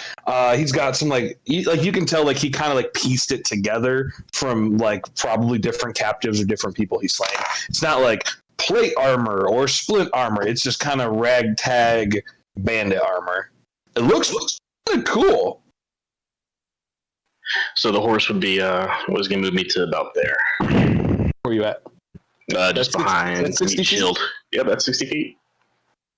What? From the corner that I was at, yep. Look at that. All right. Well, I'm coming in now. Let's go, bitch. Hey, bitch.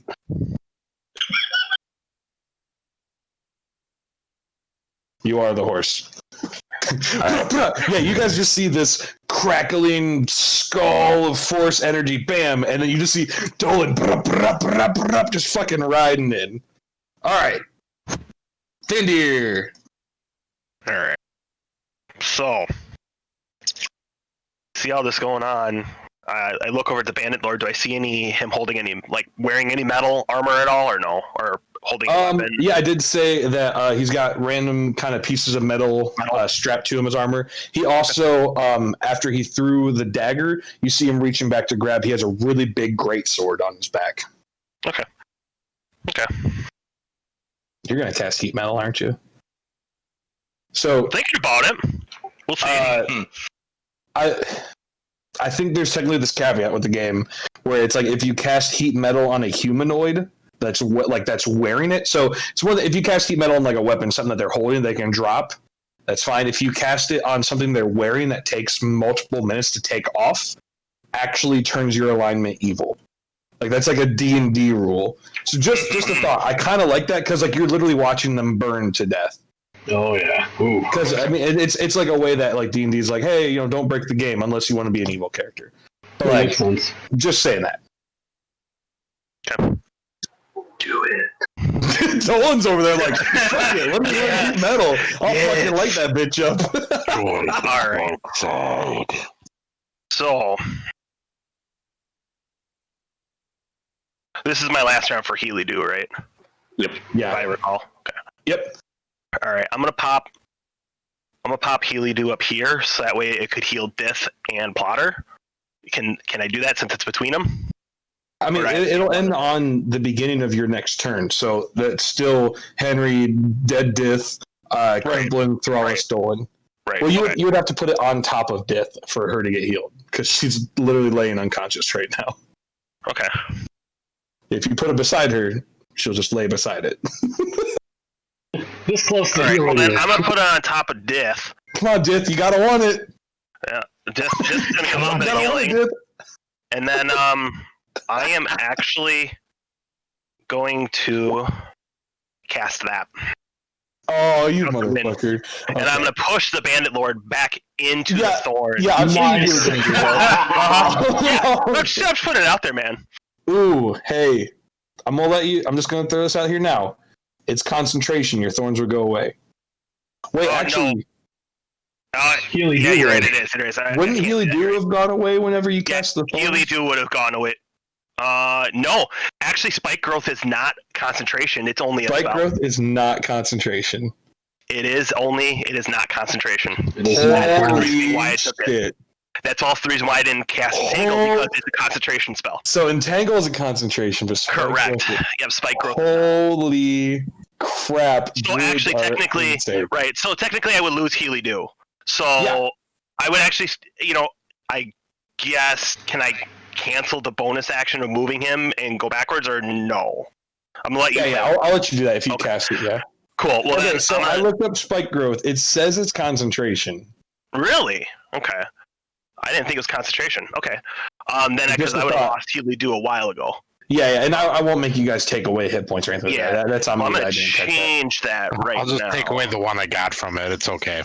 Right. No, you Right. can have it, but like That's let's say critical. Healy Do is gone now that it's your turn. I'm gonna change that, so that's now concentration. I could swear it wasn't. Okay. Then I'm not gonna cast that then, and I'm actually just going to. Yeah, because it won't matter because I push him back. He's gonna take damage. So, no, you know what? Fine. I'll leave Healy Do. Well, no, because Healy Do's not up now. Yeah, no, I believe it. Don't worry about it. I'm not Yeah, I was doubting gonna it. put it in there. Just it's Make just them probably an error. backwards. That's moving. I changed it already. So, No issue. Way to try I to am cheat. going to. No kidding. Right? Gotta cheat. Ow. Druids You're are really cheating. No, I complicated don't. to play. We're literally all learning. Do I see any open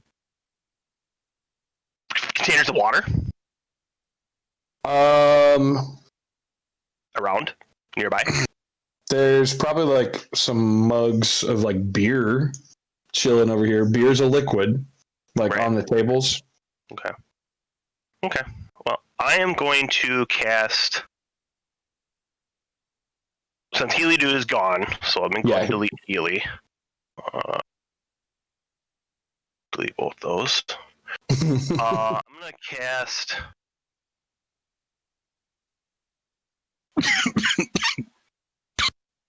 Fine. I'll move up to the backside of.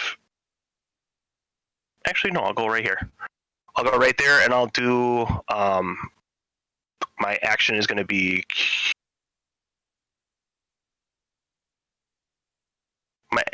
Can I do, since Balm of the Summer Court's a skill and it's not really a spell, I could do that as well, correct? As well as, like, if I were to use a spell, like an action spell. Yeah, Balm of the Summer Court. Yeah, if it's not like a spell from a spell book, right? You can do that as long as it's like a bonus action or an action, right? Okay, cool. Then I'm gonna do. I'll reach down and I'll cast Cure Wounds on Death, and then I'll do Balm of the Summer Court on Plotter. Her name's Mary, damn it. And I'm gonna do Balm of the Summer Court on Henry Plotter for half of that, so 2. So I should have another go around of that, so it's gonna be 2d6 for healing for him. For Plotter, and that's 2d5. Let's roll that again. 2d5. There we go. Nice. Her name is Dirt. Ah, that should fully heal up Plotter then. Nice. 11. Okay. So Dith has. And then that will end my turn. Will that fully heal me? Maybe. You're a level 4 wizard. That might be like your health. I'm back. I'm back.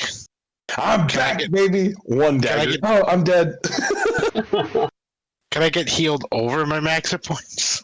Yeah, actually you do, because you took Balm of the Summer Court. You actually get 2 extra hit points because of the hit points. So you do get 2 extra hit points, sir. Yeah, you get 2 temporary hit points. That's crazy. Those go away at a rest? Yeah, I get him back at a rest.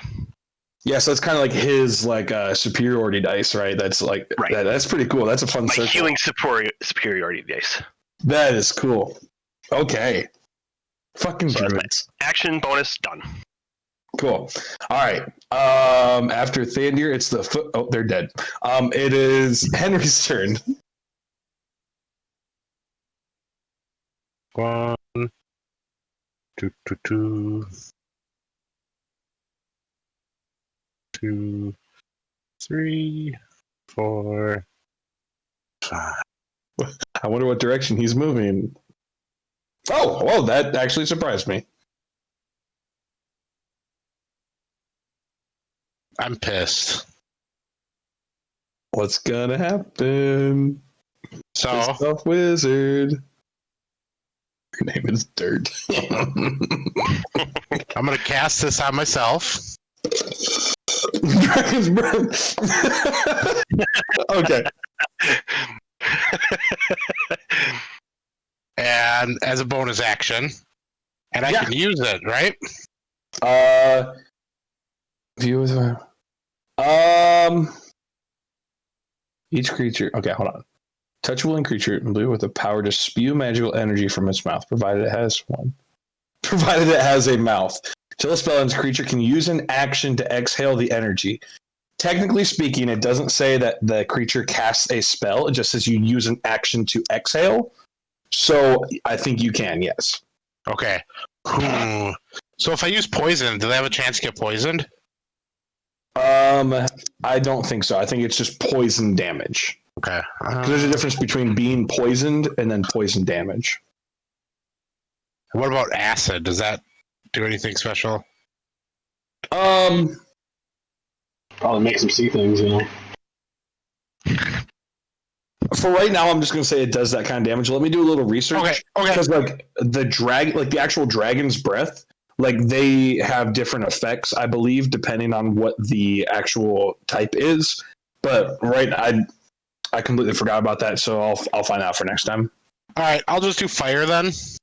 Yeah, that's always a good one. And then He has to make a dexterity saving throw. All right, let's see. How dexterous is our buddy over here?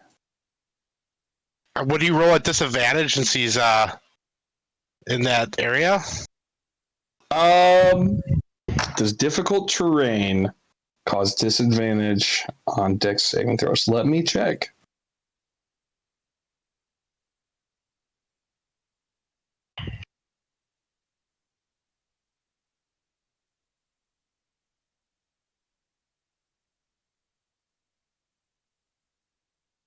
Like, to me, that makes sense with it being difficult terrain.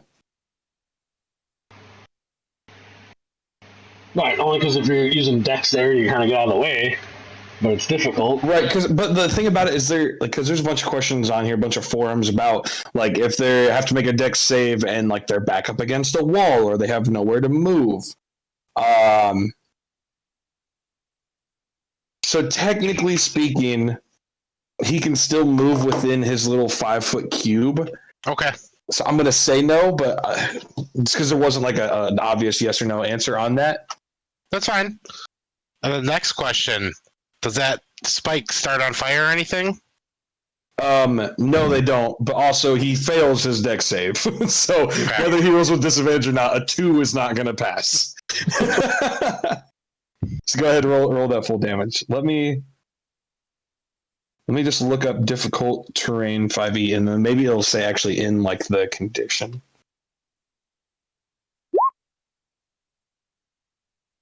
Ooh, 10 fire damage. Oh, yeah, you get a good hit on him. He's looking beaten. He's not like bloodied or hunched over or anything, but you guys are wearing down on him, and he's barely even got to fight you yet.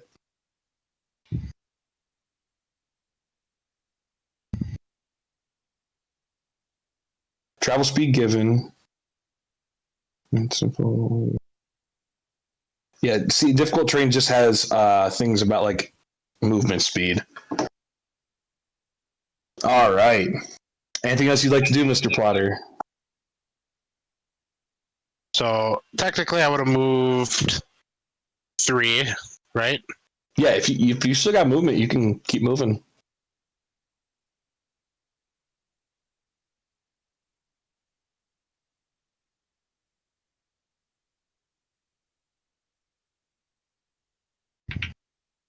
No, I will stay there.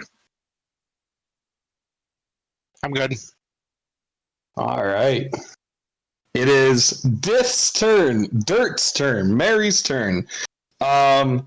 She stands up, goes, and pulls a bolt out of the back of her head and goes, looks at all you guys. She sees you breathe fire and she goes, right! And she turns, she goes, and nothing happens because the concentration ended a long time ago. And she gets really embarrassed. Did she find a rusty sword or a rusty mace? There's a rusty sword. Sword. It was her father's. Yeah, so she's going to take a step forward without getting in the difficult terrain. She's going to go, I'm so confused! And just swing the sword at our guy over here.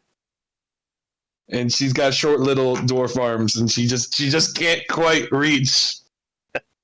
And he'd laugh at her, but he's currently burning, so he's not laughing. It is Polar Bear's turn. All right. So normally it has a multi-attack. He's going to use the first attack to try to get this fucking elf off of his back. So I'm going to do another acrobatics versus athletics. Oh, wow. Okay. Just letting you know, I messed it up last time. I did an acrobatics roll on my end. He gets a +5 to strength. Oh yeah, you just did a 1d20. Yeah, because I did the +0 that he had from Dex.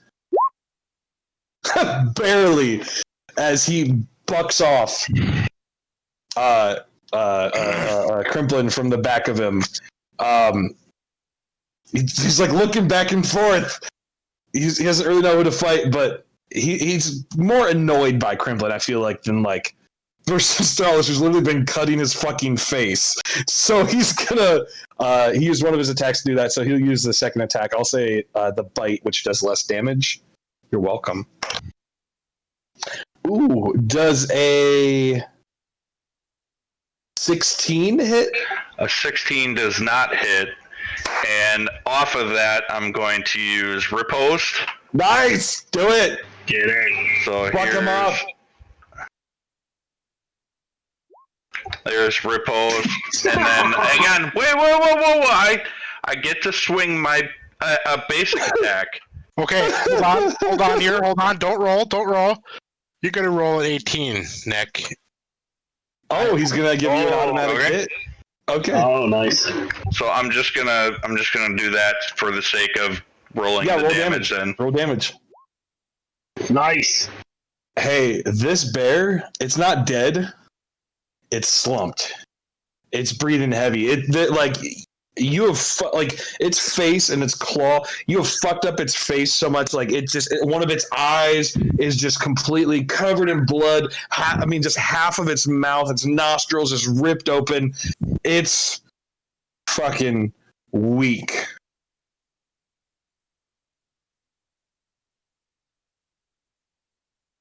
Down really quick. Wow, that's not what I expected to happen to the bear on its turn. The Bandit Lord's gonna see you guys. He's just gonna he's gonna take one more step. He's gonna step right there, which is gonna give Dith an attack of opportunity. Yes! Hey, for 6 damage! Go Dith! Get it. Yeah! Fucking Dith! You pissed off the wrong piece of For the dirt. win! She just gets a cut at his knee. Oh, fucking, he takes damage from moving too. Yes, he does. 2d4 damage. 6 more damage from that. Jesus, this is Solid. bad. Damage. But he has his great sword, and he's like, "You get your hands off of her!" And he's swinging at you, Thrallus. Oh. He crit, Thrallus. Okay. Okay. You're just like, fuck it, I don't care. I almost killed this bear. Oh boy. Oh, he hasn't done any attacks yet. So, I need one more d6.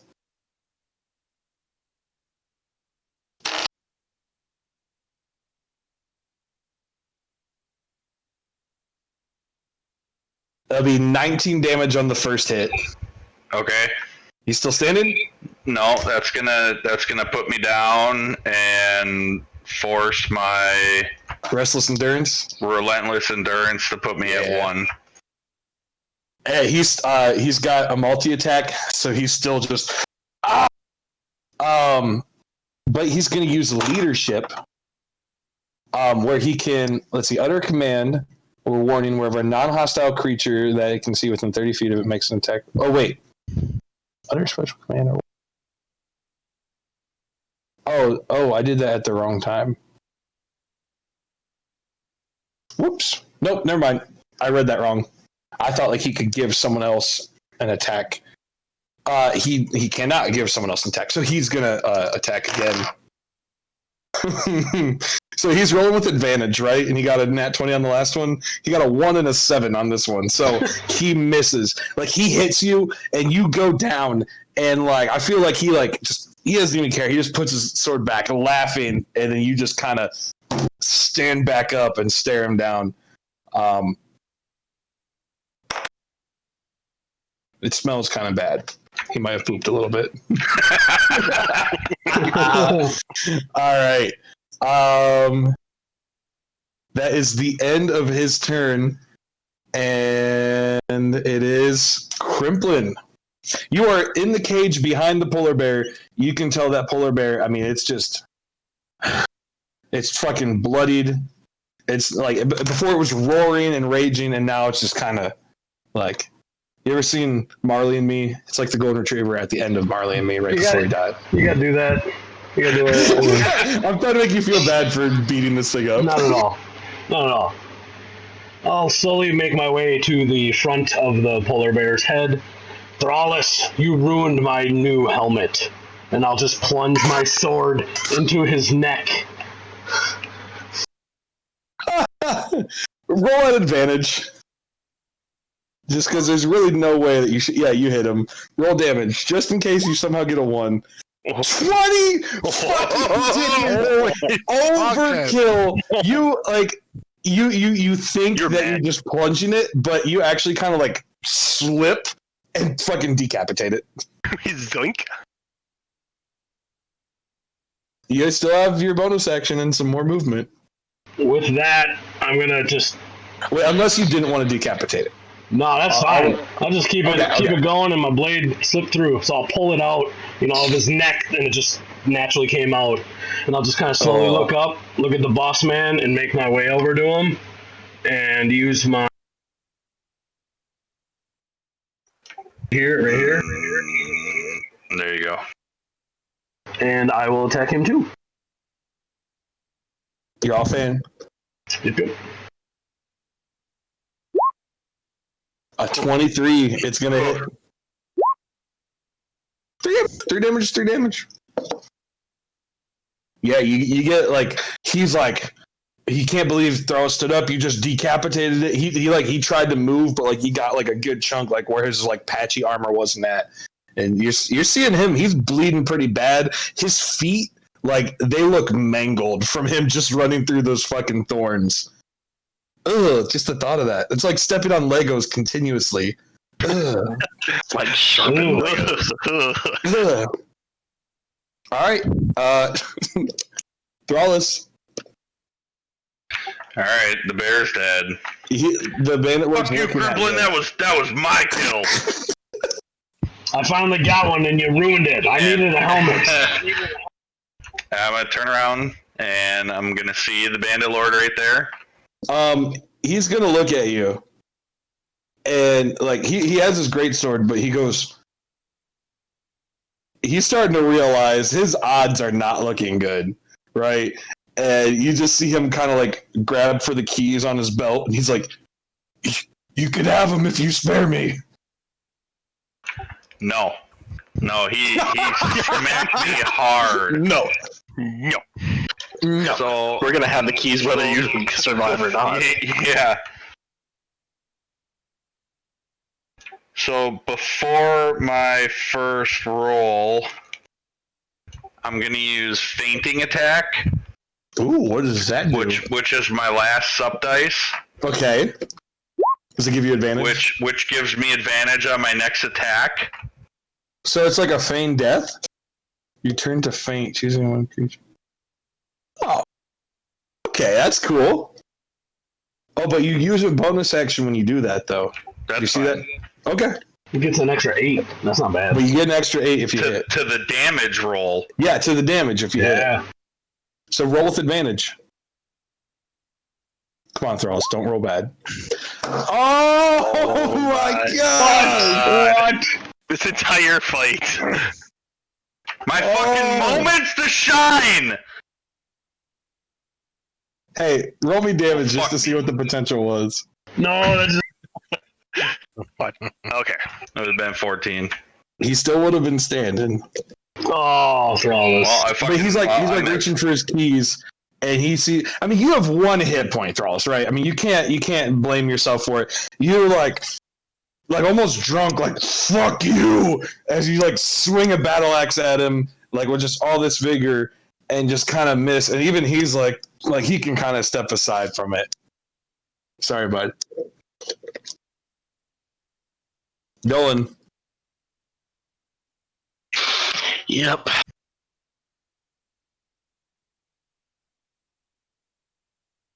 You're still on your horse. Yeah, he's getting out again. A That's 10 is gonna miss. Yep.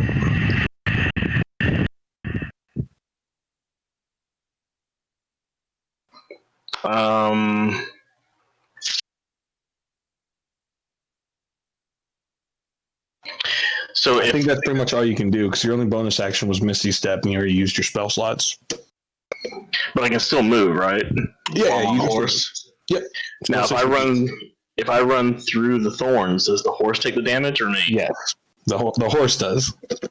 So we're gonna You are a trample. cruel, evil monster if you make this Don't horse run through do it. the thorns. We'll have to transport people. I mean, I'm gonna run to the boss and I guess try to trample him with the horse, or at least run him over. I'd say it's an action, I believe, to make the horse do trampling. Plus, you would have to roll an animal handling to make the horse attack, because mounted combat's something you kind of have to train for. Okay. Anyone can hold onto a horse while it runs. Wouldn't we technically be in the way as well? Yeah, you'd also trample your friends. Well, that's true too. Unless you ran through the thorns, in which case, poor horse. Is Meaty still standing there? Has he been checking out this fight, this whole fight? Yeah, he's curled up in the fetal position. Okay. Meaty. That's his. Meaty. I see a perfect attack right here. This is a perfect. You'd still run over Dith. Yeah. She's dirt. She's fine. She's dirt. That's terrible. No, that's pretty much, I think, all you got. Don't worry, Dolan. Next level, you get to shoot 2 Eldritch Blasts. So, and I can't use Lightning Breath, right? No. Plus, I think you already used that last game. No, you used it 105 feet. Or was that no? That was Eldritch Blast. Yeah, that was Eldritch Blast. But either way, it's an action to use it. Okay. Yep. So that's it. All right. Thandir. All right, I am going to. I'm gonna see Thrallus go down, so I'm gonna cast my Balm of the Summer Court for my final 2d6 on him. Sure. So roll 2d6, and then he gets an additional 2 to his max hit point. Then. Yeah. So you get 8 hit points, and then 2 max hit points, or 2 temp hit points, not max hit points. Who's that going to? Thrallus. And then I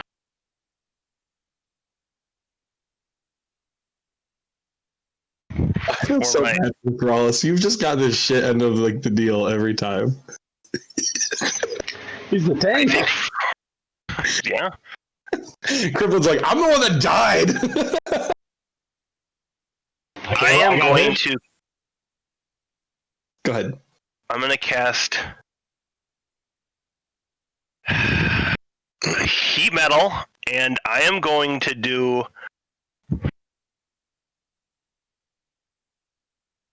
I am going to do this, okay? So I'm going to take a book out of here. Range? 60 I foot. guess you're right beside him. 60 foot, anyways. A 60 foot? Mm-hmm. Oh, that's crazy. Yeah, it's 60 foot. So I'm gonna roll a d10, and if it's evens, we're gonna do the armor, and if it's odds, we're gonna do the weapons. All right. Evens his armor. Evens his armor. So I'm gonna go ahead and cast that then. So he's got some, like I say, he's got one shoulder pad. He's got some armor strapped to his legs. I'm gonna have to change that. He's got some he's got leather armor on his chest. So do you want the shoulder pad or do you want his legs? You know, his feet are really bloody from stepping on the spiked Legos. So we're gonna keep doing that. So. He messed with my plants, man. He should have just stayed where he was. I was upset about that. He ruined all my nice thorn patch. Right. So he calls out to go red hot. Takes 2d8 fire damage when you cast a spell until the spell ends. How long does the spell last? Does it say? No, I'll look it up real quick though. It's not gonna matter. He's gonna die next time. We're good. So it lasts for 1 minute. Oh, so that's something cool they put on there. If you cast it on their object and they don't drop it, they have disadvantage on their attack rolls. That's cool. That's an incentive to not be evil. But okay. Well, hey, I left it to fate, man. I left it to fate. Sure. Somewhere Pan is frowning. All right, yeah, so 11 damage. Sounds good. So I get to roll 2d8, and that'll be 7 points of damage. Oh, it already rolled it for you at the top there. You got 11. Wait, no, that's an attack roll. That's an attack roll, right? That's why I got to change it, because it's not an attack, it's a spell, and then I just do the damage on top. Yeah, and there's no save or anything, right? You just heat metal. Mm-hmm. Okay, yeah, so 7 damage. 7 damage. And, and now the entangled, the spiked growth goes away now too. Oh yeah, that's fine. That's concentration, so. I cannot get rid of this fucking circle. It's pissing me off. It doesn't exist anymore. All right. Evil Thunder. He's like, here, let me heal you. Fucking heat up. Henry, all you, bud. All right. You gonna finish this? I'm going to give you two options. You can either die an honorable death, or you can drop your weapons and we'll take you back to the capital. He drops his weapon. Like before you, like as soon as you say, or you can drop it, he just drops it. We'll get more money for his head on this podium anyway. I'm gonna. I don't think he's not leaving with us alive. Not after what happened. We can take him on a stick. It's either he forfeits or I burn him and you guys on top of it. You don't want to try to get me, but this guy's not leaving here alive. He already dropped his weapon, so you can do whatever you want. He's just like, yeah, that's fine. Yeah, take me. I think we should try to bring him back. He goes, or third option, he's like, I got a lot of money. I got connections. Fuck, it's hot. I can get you. I can get you anything you want. He looks at the dragon board. I can get you dragons. Fuck, it's hot. Henry, tick-tock, what's your plan? He dropped his weapon. You can always hold an action or just I will pass. hold an action. What do you want to hold? Like you can say I'll hold firebolt until if he grabs your sword, or I'll hold a spell, or I'll just or you can just pass. I will hold my fire breath until someone attacks him. With everyone right in front of him? Okay, this party's getting crazy. All right, that's Henry. And I'll look like this. Turn. I'll look like this too. Just it's Dith's turn. She goes, and she runs at him with a jump, and she jumps and slices with her sword. He's like, no! Dirt. Where'd she go? Where'd she go? She's right here. She would just take a step forward, run at him. She's right in your coat. And she goes to slice, and he ducks out of the way, and she misses. She's trying her best, but she's not good. She's not a fighter. She's Dith. But she's like, kill him! Fucking kill him! And her family's like, yeah! All the captured people are like, kill him and let us free! Alright, well that's gonna activate my thing. Technically speaking, you said you'd wait until he grabbed his sword. No, I said if anybody attacks him. If anybody attacks him. Okay, yeah, go ahead, shoot it. I'm just standing back there going like this the entire time, like, what? Fuck it, I'm done. I'm staring right at Henry right now. Dexterity throw. Oh, okay, hold on. It's going this way. So one. It's going this way. So. Well, she's right here. And then it's a cone. So let's look. So it would be. She would be in the cone. Pretty much, it would be like this. Yeah. One. And everyone else is going to be outside of it. Except for Dith and him. And Thrallus. Well, technically speaking, it would be like 1, 3, 5. So not that way. It's this line here. God, there's so many lines.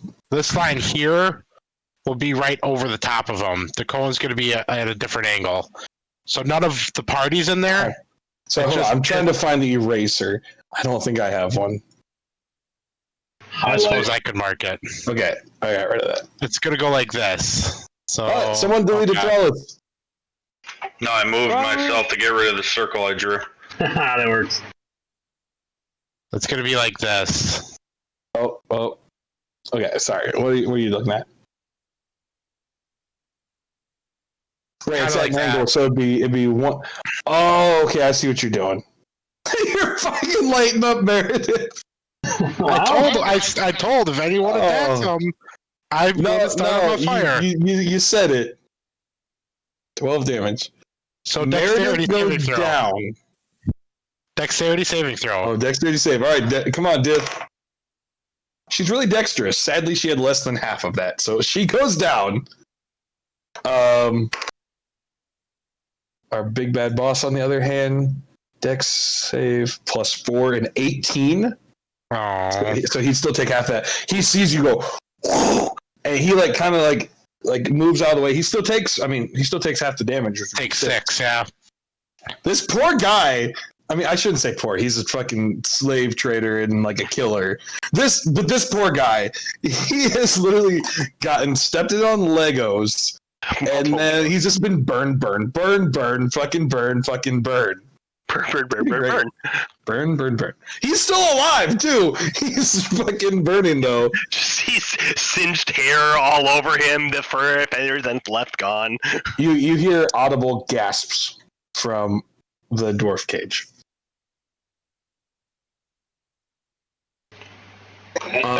Dirt is set on fire. That was Dith's turn. It's the Bandit Lord's turn. He's just like, please. Wait, the heat metal, does it?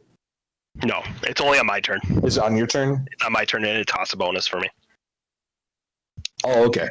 He falls to his knees. His eyebrows singed. Part of his face, he's kind of looking like Two-Face almost. His feet bloodied. He just is like, make this stop. Please make this stop. Gladly. And he's just like crying. A grown man crying. That's his turn. Top of the order. Oh, sorry. Yeah, Crimplin. I'm gonna look right at Henry. Henry, do what you must, but he ain't coming alive. And I'll just take my sword and I'll swing it at him.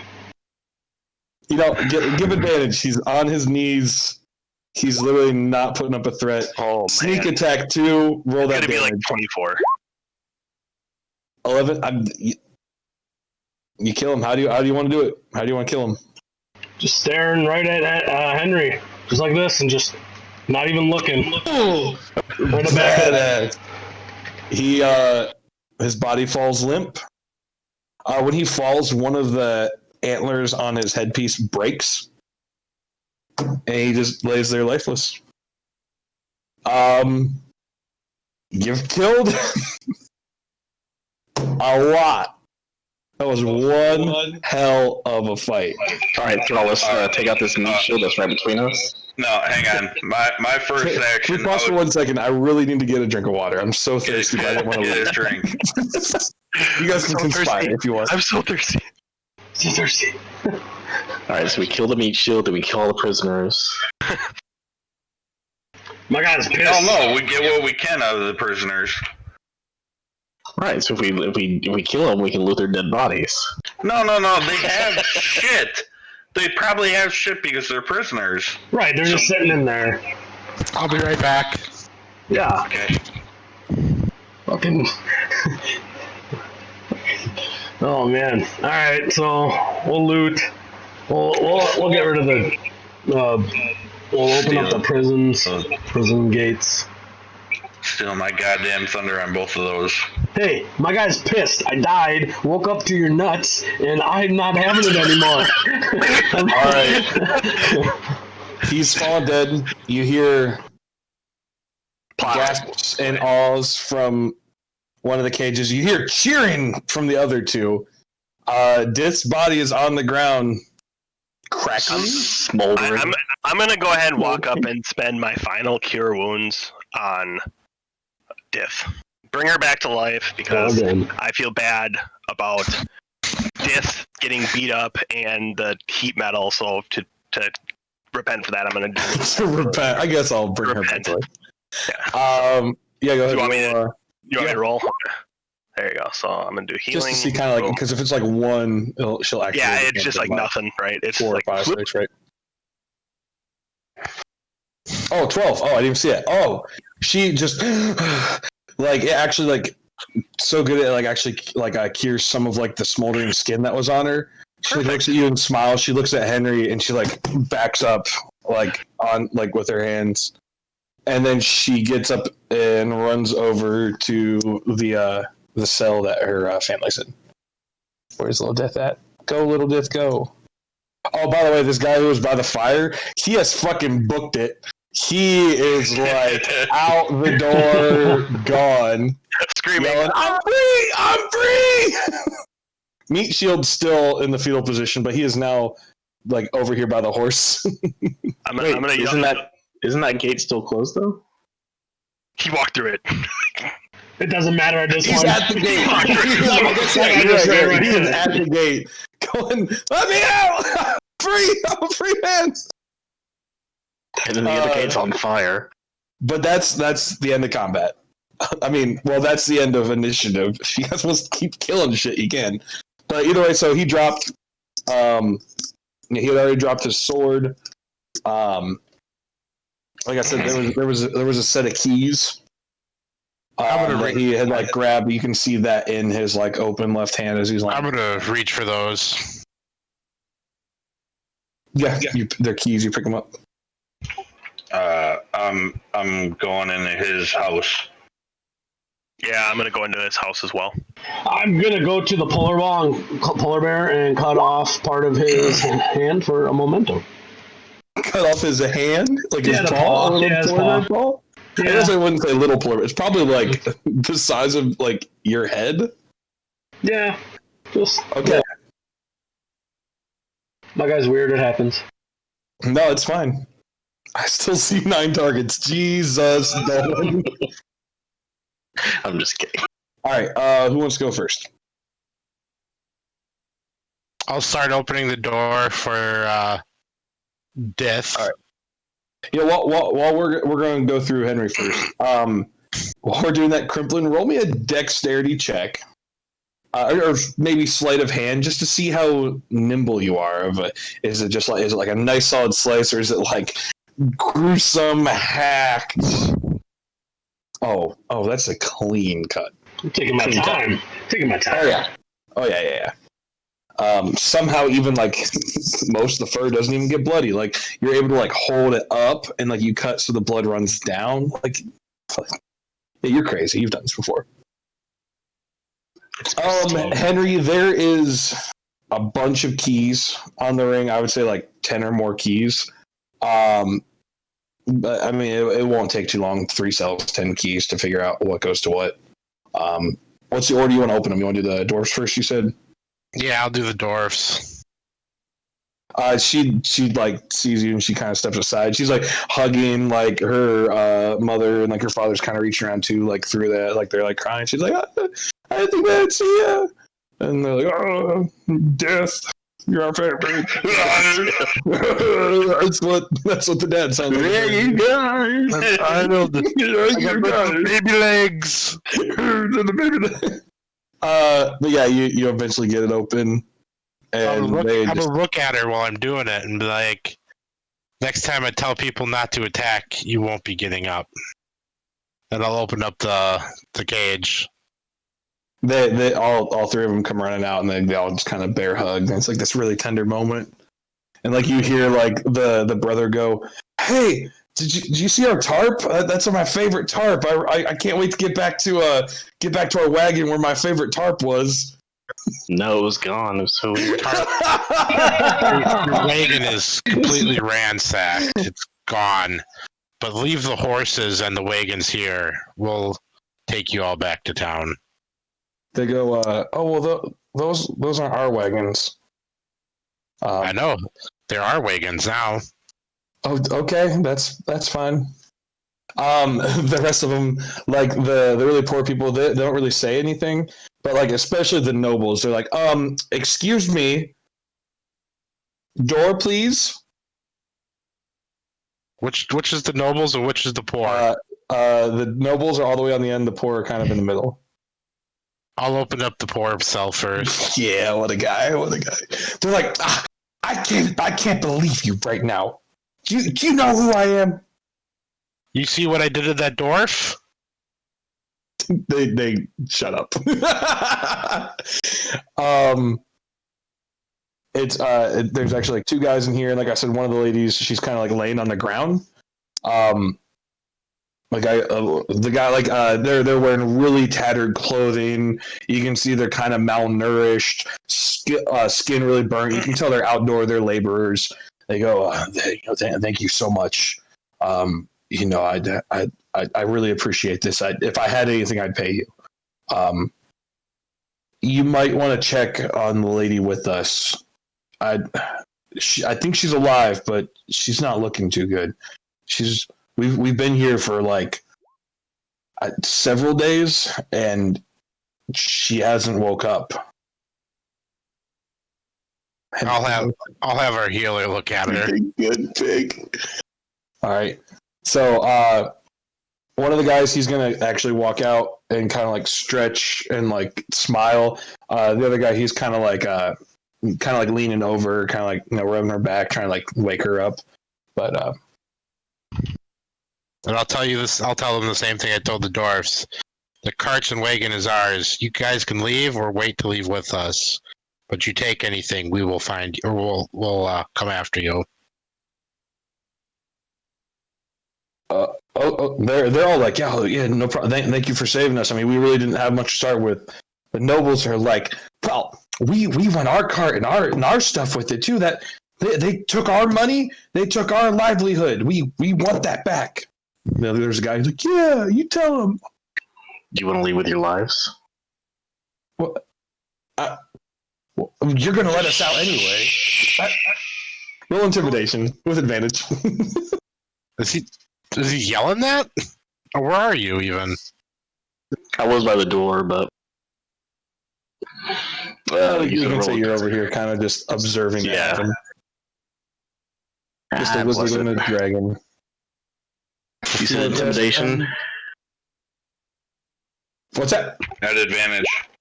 Yeah. Oh yeah, she shuts her mouth. She goes, "Please just let us out." I have a feeling if I let you guys out, you're gonna run off with stuff. Well, what are they gonna do? Run through the gate that's on fire, or the one that's locked over there? They gotta wait for us. We're not much of the running type. And they're not going to get far anyways, so it's fine. Yeah, you can actually see like some of them, like the one talking to you, she's a human. There's actually a high elf male in the back, and then another human woman. All right, I'll open the They're door. wearing very nice clothes. I'll open the door and I'll tell them the same thing. We're taking the carts and the horses. She goes, "We'd very much appreciate a ride back to Talonsgard." Well, yeah, you'll get a ride. It's called your feet. Edgelord Dolan over here. All right, we will jump over to who else searching? Thrallus and Thandir? Yep. Do I have that blocked out on your guys' screen? It's blacked out. Okay, I'll do it. Phew. Okay, yeah, so you guys go in. Excuse me. So you go in there, you see a couple animal head kind of trophies put on the walls. It's pretty simple. You do see like a bunch of like shackles, hunting traps, a bunch of rope, typical highwayman, slavery, robber, stuff. You do see a big wooden chest in the corner. I'm gonna say, like, I'm not gonna have you guys roll a perception roll just because you're kind of taking your time to go through it. There's a bed over here, and you do notice a crack in the floor on the right side over here. So I'm gonna head over to the house with them, and I'm gonna bring Leonad he's going to shapeshift. So, technically speaking, this is going on at the same time that you guys are kind of letting people out. Okay, got it. Okay. So yeah, what do you guys want to do first? Well, I'm going to pick one of them shackles because I think that might be useful for us here. Sure. As I see him do that, I was thinking the same thing. Perfect. And There's a chest over there in the corner. It looks to be. think you can break it? Or should we keep it in the chest form and take it with us that way? Then Henry picked up keys, didn't he? He did. We could check with him. But what about this crack in the floor? You want to reach down in there? Alright, fine, I'll do it. Go put my hand down there in the crack and see if I can feel anything or Roll look a in dex saving throw. No, I'm kidding. No, it's not trapped or nothing. It's a mimic. The floor bites you back. No, so you actually find what looks like I don't know if a sheath is the right term. What do you call, like, I guess it's like the sheath, but like on a katana? You know what I'm talking about? Like it's more like it's harder.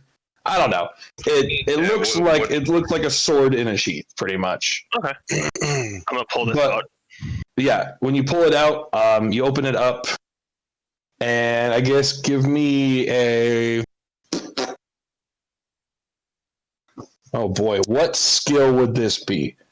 Something I'm not familiar with. Yeah, I'm gonna say you're probably not gonna know. When you look at it, it's a blade of some sort, but it has some like markings on it. It has some drawings on it. Like history? Kinda. It's really hard to tell. So let's see. Name off a few of your guys' abilities. I guess I should have thought this one through. Is it a scabbard? It's a scabbard. For a katana? It'd be like a sword sheath. But I just meant like it's like a sword in a sheath, but like the sheath is like solid. It's not like leather or nothing. Yeah, I guess a scabbard and like a katana and a scabbard. But like I say, it's covered in like words of some sort. What languages do you speak, Thandir? And Thrallus, I guess, between the two of you guys. Common and Druidic. Elven, Common, Druid. What about you, Thrallus? Common and Orc. Common and Orc. All right. You guys cast a spell. Oh, wait, Henry. Oh, no, you're over at the gates right now. You're looking at you're piecing that. It might maybe just roll me like a general intelligence roll, like between the two of you guys. Just a straight intelligence check. Yeah, Wow. a 12 and a 12. So I mean that's a solid roll. Pretty much what you guys know about this. It's a weapon. It's like it looks kind of like a scimitar. But judging by its age and by all the graphics on it, it's probably not designed for combat. There's probably a different purpose with it. Okay. It looks pretty valuable. Yeah, I guess, you know what? I think we should hold on to this and maybe show the other people, see maybe they might know anything about it. So the other three of you guys, I know, Henry, you can speak everything, like with comprehend language. Dolan and Crimplin, what languages do you guys know?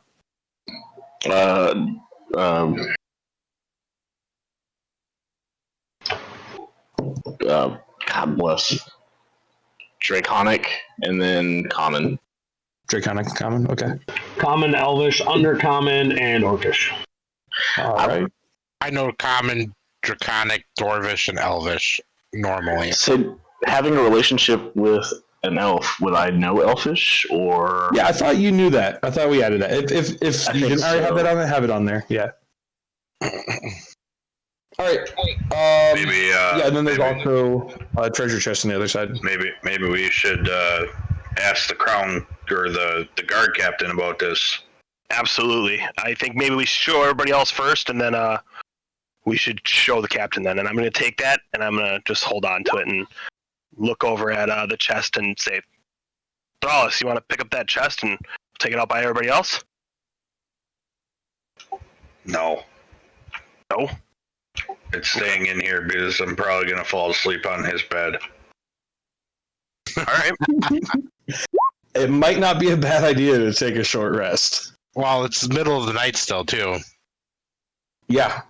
It Or is. a long rest. I mean, because you're a little rough. You don't really know exactly how you got there. I mean, you found some tracks after wandering for a couple hours. So you can always follow the tracks out. That might lead out somewhere. But you're in, once again, a nice encampment. Wouldn't be a bad idea to do it. I'm gonna, since they're in there, I'm gonna go make my way over there. And Yeah, I'd say like that's probably an equal amount of time between the two of you guys if you wanted to meet up. me and I'm sure Dolan and Crimplin are gonna go in there. Well, hold on, Henry. As you walk by me, I'm standing by the bandit corpse. Henry, this guy's head's on you. If you really want to take him with, you can. Take the head. You take the head? We'll take the head, but we'll grab it afterwards. And then, Do you keep like this cool hat on with one broken antler and one full antler? how else are you gonna hold it? Just gotta hold hold it. Yeah. Hey guys! And then I'll So go. you guys all kind of meet up. Mary and her family. Mary's kind of quiet. Gith, as y'all called him. I guess, yeah, you guys are all meeting inside. Are you guys meeting inside the house, or did you take the stuff outside the house? Inside. I just went inside. Yeah. Yeah, I was gonna go inside too. I'm gonna have Leonad just kind of keeping an eye on the prisoners and make sure they don't do anything. I'm actually going to give the sword then to Henry and say, hey, can you take a look and see what you know about this? And then when I do that, I'm going to go outside. I need to just be alone for a minute. And then I'll look at them and be like, there's someone in the cell that probably needs to be healed. Go look at them. Okay, well, I need a little bit of a rest first before I can definitely do that. I'm all out of healing. I'm all out of the juice, man. Try to determine what they're at, or see if you could wake them or anything like that. Sure, I'll wander over there then instead. Okay. I'll leave the sword with Henry then. So All right. what was all in here? We had a chest. So there's a chest. There's some animal heads on the walls. There's like some, I guess, shackles are in this. They call it manacles. I think it's like the same thing, right? Ropes, bear traps, probably some bows, arrows. Just general hunting and pillaging stuff. Like, not really worth much money, but they obviously wanted to take the shackles with them. There was the crack in the floor that had the scimitar and the scabbard in it. I don't know if that's the right term, but I think that is. It sounds right. I'm gonna go open a up bed the and a chest. I'm gonna look at the keys and stick the keys in there. Yeah, say, well, 3 of them aren't it, so yeah. Eventually you find it. You open it up. It's overflowing. Or maybe not overflowing, but it's full of gold, silver, copper, rubies, gems, a cool little tiara on there. I mean, it's a good, healthy score. We made a mess out there, boys. I'm wrong. There's blood and fire everywhere. So, do we have something we can transport this gold in, or this? Are we gonna keep it in the chest and let them possibly try to claim it? Is there a lot in there? Let me take a look. There's a lot in there. Go, just throw it on one of the wagons. If those horses are still there, maybe we can throw it on the back of one of them. If anyone knows how to ride them. Yeah, we'll just take it back in the chest with us. That's ours. Henry, I don't want them claiming it. What's not theirs. Henry, what did Thrallus give you there? That looks interesting. Oh, can I first? I'm going to take 10 minutes to try to detect if it's magical. The sword? Yeah. Yeah, so you can sit down for 10 minutes while he's casting this. I'm going to cast it around the building, around me in the building. See if so are you casting detect magic, or are you casting identify? Detect magic. Yeah, so if you cast detect magic, I believe you just can see magical items, right? Yeah, within 30 feet. Okay. How long does it last once you cast it? 10 minutes. 10 minutes? Okay. Yeah, so but you're doing it as a ritual, right? So it takes 10 minutes to cast. Okay. During that 10 minutes, does anyone else want to do anything? I'm gonna kneel down in front of it and just watch. Boys. Yeah, so you're watching, kind of prepare it. I guess we can walk through Thandir's little adventure, because I'll probably take like 10 minutes, and then we'll jump back to Mr. Plotter and his magic eyes. I'm going to walk over and ask who does anybody need help here? Is anybody wounded? Anybody need any healing? The nobles are like, well, we could use a good meal. And the other one's like, I could use a shower or a bath. It's been so long. And then one of like the more poor looking guys like, well, if you're talking about the sleeping lady, she's in the middle cage there. Sleeping lady. All right. Yeah, she's been asleep for at least like a week now. Okay, so I am going. How long we've been here? I am going to go ahead and hand out 2 of my rations to the noble people, and the person that wanted the bath is going to get a candle for whatever they decide they want to do. They're going to get a candle. So they're like okay. And then I'm going to continue to walk into the cage. Yeah.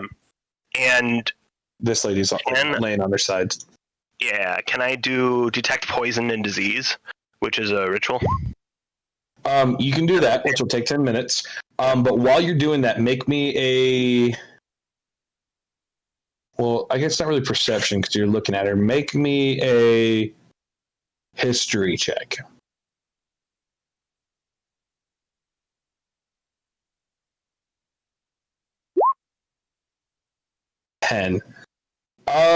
She's kind of laying on her side. Her hair's kind of a mess. Her clothes are kind of tattered. But something about her looks familiar? Like, not like, oh, that's my best friend Bob. But you're getting like a deja vu moment. She's a succubus. Run.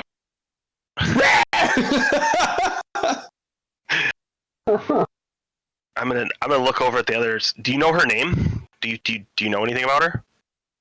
There's one guy in here with you. He's like, oh no, she was brought in here not too long after we used to be laborers, like the guy hiding behind the horse and the one hiding over by the gate that's obviously locked. But after, we talked back, and you kind of look at him, and he's actually missing a hand. He's like, he didn't let us be laborers anymore, so he kind of threw us in here, and he brought her, I think, 6-7 days ago. She's just been asleep ever since she got in here. He kind of looks like she's like tattered up clothes, hair a wreck. Yeah, she's breathing kind of very softly. He's like, we didn't do this to her. I promise. He kind of puts up his stump in his other hand. Okay. He's like, we've been trying to take care of her. Well, I believe you. This is the circumstances you were in. That's all you could do. Right. He kind of puts his head back down. But if you're going to take 10 minutes to cast that, then I guess we'll go back over to Henry. I don't know if this would affect people who are unconscious. You only need to share language with the creature for it to understand your telepathic utterance. So that's a good question. So I can touch its mind. And it makes me wonder if I could use if you used Awaken Mind on someone who's sleeping, maybe you could put a message in their brain. The only thing is they can't respond telepathically. But I would say, yeah, you could use it. It's like, it'd be like almost like you're talking into someone's dream. But would I be able to see like their thoughts or No, that would be detect thoughts, okay?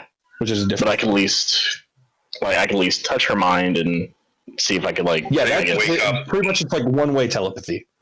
It's like me looking at Thrallus like, kill that bitch, but Thrallus can't respond. Well, then I guess I could head outside and see if I could help Thandir. Sure. Okay, So you go over there. I'd say while you're walking, Henry, your 10 minutes is up. So you finish casting your spell. You're looking all around you. Nothing magical. Okay. You look over at the chest too. Nothing magical. The sword itself, while really ornate in design, and there's probably some purpose behind it. Like you're looking at it, you're like, this isn't just a regular sword. It's not magical though. It's not giving off any kind of illusions or nothing. But I would say probably when you after you cast it, you probably open it up, right? What was that? You probably open the sword out of the sheath. Yeah. To look at it.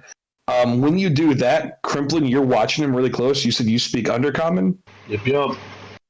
So while this isn't my dearest Gertrude, it's not a written out letter or sentence, but you're actually noticing some of the markings on it. It's roll me a general intelligence check on it. I'll give you advantage because you understand the language.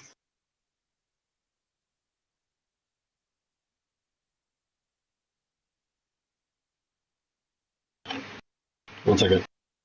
No problem.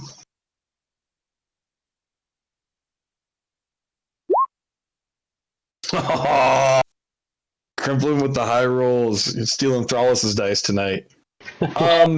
You're not getting much from it just because it's been a long time since you've been around people who spoke Undercommon, and even longer since you've been around people who write in Undercommon. But you can gather from the mix of the broken up words and the drawings on it, it's a map of some kind. And you think probably if you spent some more time with it, you might be able to understand what it's saying, or maybe if you follow up with someone else who maybe is more proficient in the writings of Undercommon. Henry, let me take a look at that. I feel a connection with that. Why don't you let me hold on to it? I think I can read this. Okay. I'll let you hold on. just okay. Unexcited Henry. Sorry, I didn't mean to. Before I do that here, did I sense anything magical outside of the walls or anything like that either? Since that's within 30 feet? Other than, do you guys have any magic items on you? I'd say other than if your party was carrying anything magic. It's a pretty basic physical. What's the range on it one more time? 30 feet. 30 feet. Yeah, 30 feet. No, you won't see anything from where you're at. So I'm gonna tell him that I'm gonna give it to him for 10 minutes, and then I want to look at it again after I cast Comprehend Language. Sure. As a ritual. All right. Dolan walks up upon Thandir kind of mid-ritual of his, what were you doing? Detect Poison and disease. Detect poison and disease. Okay. Wow. My screen's jumping up and down. Stop jumping. So, kind of mid-ritual. I'm guessing you walk over, you kind of explain to Dolan, hey, they said she's kind of in a sleep. Yep. Dolan, history check, please. History check.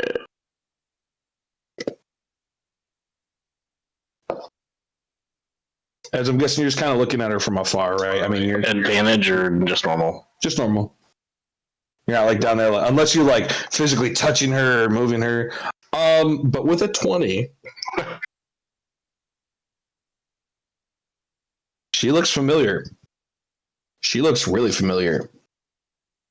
I'm gonna say to the point of you kind of reach down and you, she's on her side, kind of facing away from you guys, You kind of like roll her onto her back.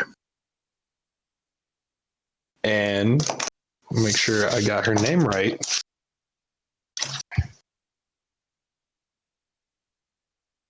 Oh, I wonder who it is. Why do I have Primal Bat Skin written here? this is not right. That could We be were us. talking about it earlier. This is Primal Bat Skin. Why did I not write it down? What was her name? Oh, you notice. You're kind of confused, but you're pretty damn certain this is Jim's wife, Mabel. Or it's what Mabel looked like before she turned into a succubus. We need a GTFO. She's still sleeping. What? So do you say that out loud? We need to get the fuck out? I'm like, you don't recognize her? Sandy, you kind of look up after he rolled her body over. You see her too. It's Mabel. Or at least it looks just like Mabel. Well, without like the fleshy wings and the hanging jaw and the demonic eyes. Don't tell Thrallus. You know, I was really hoping Thrallus or Henry was gonna find her, but let's have the two that didn't. No. Thrallus, Crawford! Is this is that from Jim? Jim? Yeah. That's Really? All right, I'm gonna take out my shackles. I'm gonna say, I'm looking at Dolan and say, "Hey, Dolan, you're like, oh, these will come in handy." Literally 5 minutes later, there we go. Here we go. They're in handy. Hey, Dolan. I've got the animal traps too, so I'm gonna go ahead and set those out as well. That's fine. Let me get out of the cage first, please. Okay, let me. No, you got it. Get on, and then I'm gonna say, "Hey, real quick before you set the trap, do you still have that whip with you by chance that we took from Timber?" Okay. Yeah. All right. I'm gonna step. We're gonna step out. Can we shut the cage so we can? The guy with one hand is still in there. Do you want him to get to step out too? Oh yeah, he needs. Yeah. Come on. I'm gonna check him with. He's like, what? Is she dangerous? Just go. Just stay back for a little bit. I'm gonna shut the cage door. Yeah, if we can get everybody who doesn't have weapons, I don't know, head to the gate. We'll meet you over there in just a minute. It's getting kind of dark too, but luckily there's a lot of fires. Yeah, so there's plenty of fires. Pretty well where the gate is. As you actually see part of the gate as it kind of like collapsed. Can I yell? Can still get through there. Can I yell like, guys? Hey guys! Guys, we got a situation here. Leonad, go get the boys. Yeah, you guys inside. You hear him yell. Goose is shivering. You're like looking at it. Her. What's that? Goose is shivering because he recognizes Goose. We always forget about Goose. Goose is like quivering. I'm like, it's all right, Goose. Just calm down. Calm down, Goose. So does that interrupt my concentration or ritual? I was gonna say I'm gonna ignore it, and I'm just gonna kind of continue studying. So it doesn't interrupt it, but you hear them yelling, and then as you hear Thandir yelling, you see little Leonad come in and go. At least it's the noise I imagine he's making. You also in the distance you hear a faint. As Goose is not enjoying this. I don't know what the fuck's going on. I don't know what's going on, but I'm really looking at that bed and it looks really good. I'm ready to pass out, but man, this sword, it does sound like he's kind of like almost in trouble. The way he's yelling. You guys can totally just stay where you're at. I mean, you can. I'm enticed in this sword. Henry, this looks like maybe it's some sort of map. Roll me a wisdom saving throw just for the hell of it. Okay. Nothing happened. Henry, this looks like some sort of map, but it's been forever since I've seen anything of my old language. Alright, well, you two are fucking gazed over this dagger. I guess I'll go out and check what the crap is going on. I say, like, once they didn't initially come out, I'll probably just speak through Leonid and just be like, no, seriously, we have a situation, guys. Thrallus walks out. The other two, it's your guys' choice. I'm looking at this sword. I'm trying to figure it out. It's enticed me right here. The fighter will take care of it if there's anything bad. All right, you guys get Thrallus and get 1 out of 3. All right. So Thrallus, you come walking out. What's You going see them on? all kind of gathered around. Say, did the rest of the people that didn't have weapons or anything leave?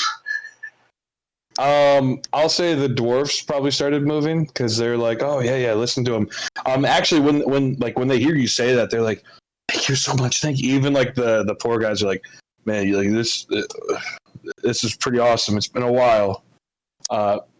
They don't really go to the gate. They just all kind of move over towards like where those are at. The nobles, because they're just fucking bitches. They're actually gonna go sit over here at the tables.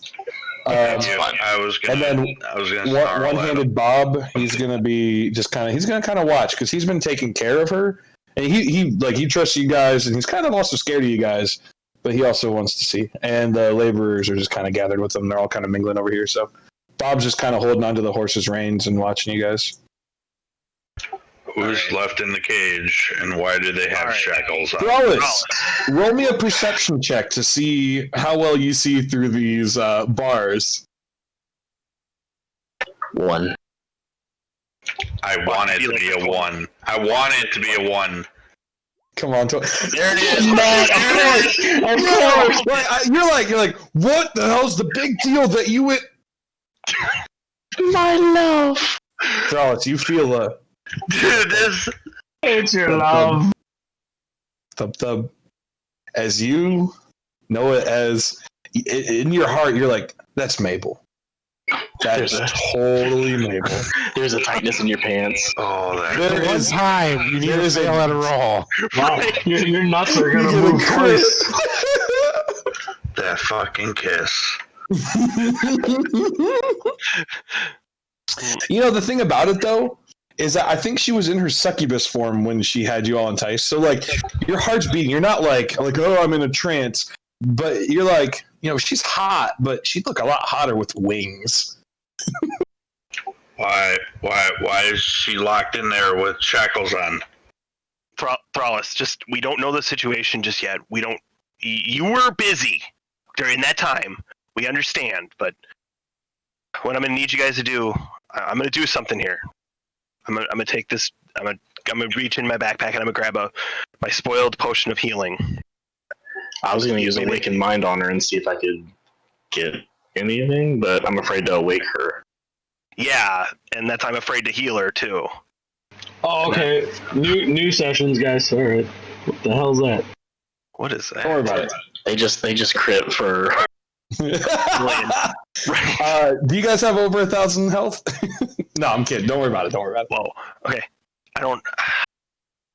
Do you want to? I mean, the cage is locked. Do we want to try to waken her up? Do we want to leave a biscuit for her? And I mean, she's not. Leave a biscuit. Is she you remember one-handed Bob kind of hears you. He's like, I don't think she's waking up anytime soon. Sorry, I don't mean to yell. Just I don't think she's waking up anytime soon. So she's dead? She's been asleep for a while. Oh, she's breathing.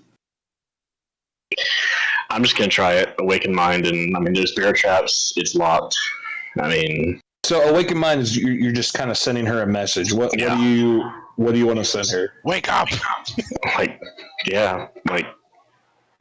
need you to wake up.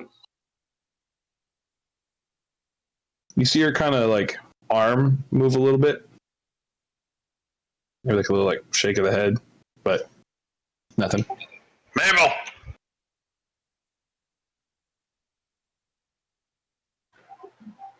Nothing. do you want? I'm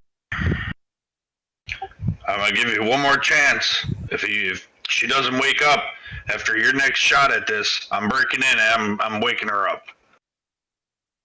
And just watch out for the animal traps. I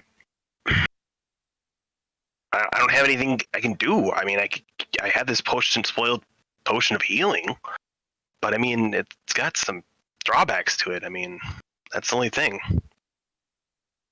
And do we want a healer? I mean, that's always the question. I mean, she ain't got no wings right now. Now.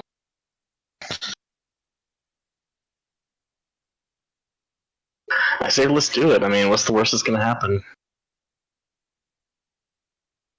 All right. I'm going to open up the cage door and shut it behind me. Step in there, and I'm going to give her the spoiled potion of healing.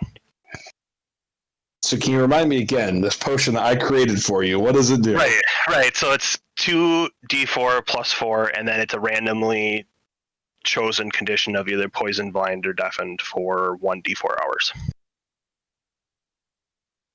Okay.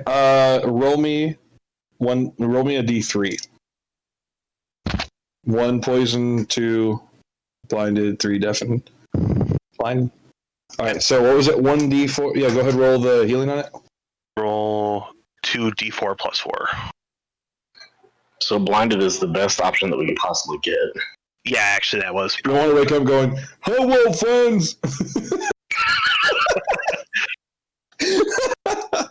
Okay. It actually didn't feel that much, so. I mean, you kind of pour it down her throat. Gross. So this is weird. Make me a perception check at advantage while you're doing this. We're about to get technical. Or actually, good enough. Yeah, fucking good enough. Good. So this is gonna sound a little grody, but we're getting technical. When you heal someone and they have like an open flesh wound, right? Like you're healing them and their wound's closing. So we can all kind of picture that sound it makes when your wounds are closing, right? Kind of like that, like kind of noise. As you're pouring it, you hear that noise coming from like she's laying on her back. You're kind of like holding up her head, pouring it down. You actually hear it kind of coming from underneath where her back is, like the sound of like wounds closing.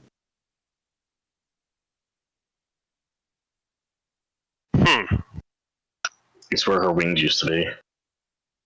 Yeah. I mean, you can roll her over and check. Yeah, I'm. Can I do that without any like? Fucking manhandle her. Okay, I'm gonna flip her over and raise up. Well, first off, she doesn't wake up when you pour it on. Okay, so it doesn't happen. Okay. You do notice I guess maybe unless you kind of pull back her eyelids, that because you're probably wondering I wonder what happened, and you pull back her eyelids and you look and you can actually see her kind of pupils fade to that kind of grayish bluish that people get when they're blind.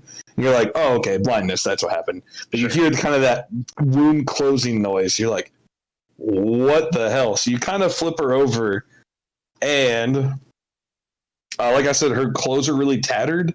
You can kind of see in between the tatters of her clothes kind of some scars. Would you like to kind of pull the tatters aside and look at the scars? The answer is yes, you would like to. Yes, I want to do that. You do it, and you almost you don't jump back, but you kind of let go of her for a minute. As on the back, you see this very interesting looking symbol, pretty much carved in her back. I'll send that in the Discord. Because I really don't want to draw that. Yeah. To the point you drop it's definitely something you've never seen before. We really need Henry out here. I don't know what this is. Dolan, have you ever seen anything like this? Can you look in and kind of peer over without opening up the cage? I mean, with me being Cthulhu or following Cthulhu, would I have? So roll me. What's your history? What are you proficient in history? Or what's your no? What's a higher for you, history or religion? Or are they both the same? They're the same. So roll me one or the other. Oof. 9. It's not familiar, but you can tell it's definitely something demonic.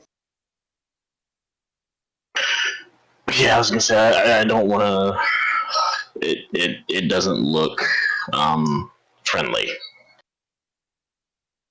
Okay, I'm gonna slowly and quietly as possible back out of the cage and shut the door again while stepping over traps and everything like that. So Has 10 minutes passed yet? Yeah, for sure. Hold on. Sorry, I'm typing this up, send it into maps and lore. I'm writing when you guys found it, where, and all that stuff. That way we can remember it if we go back to it.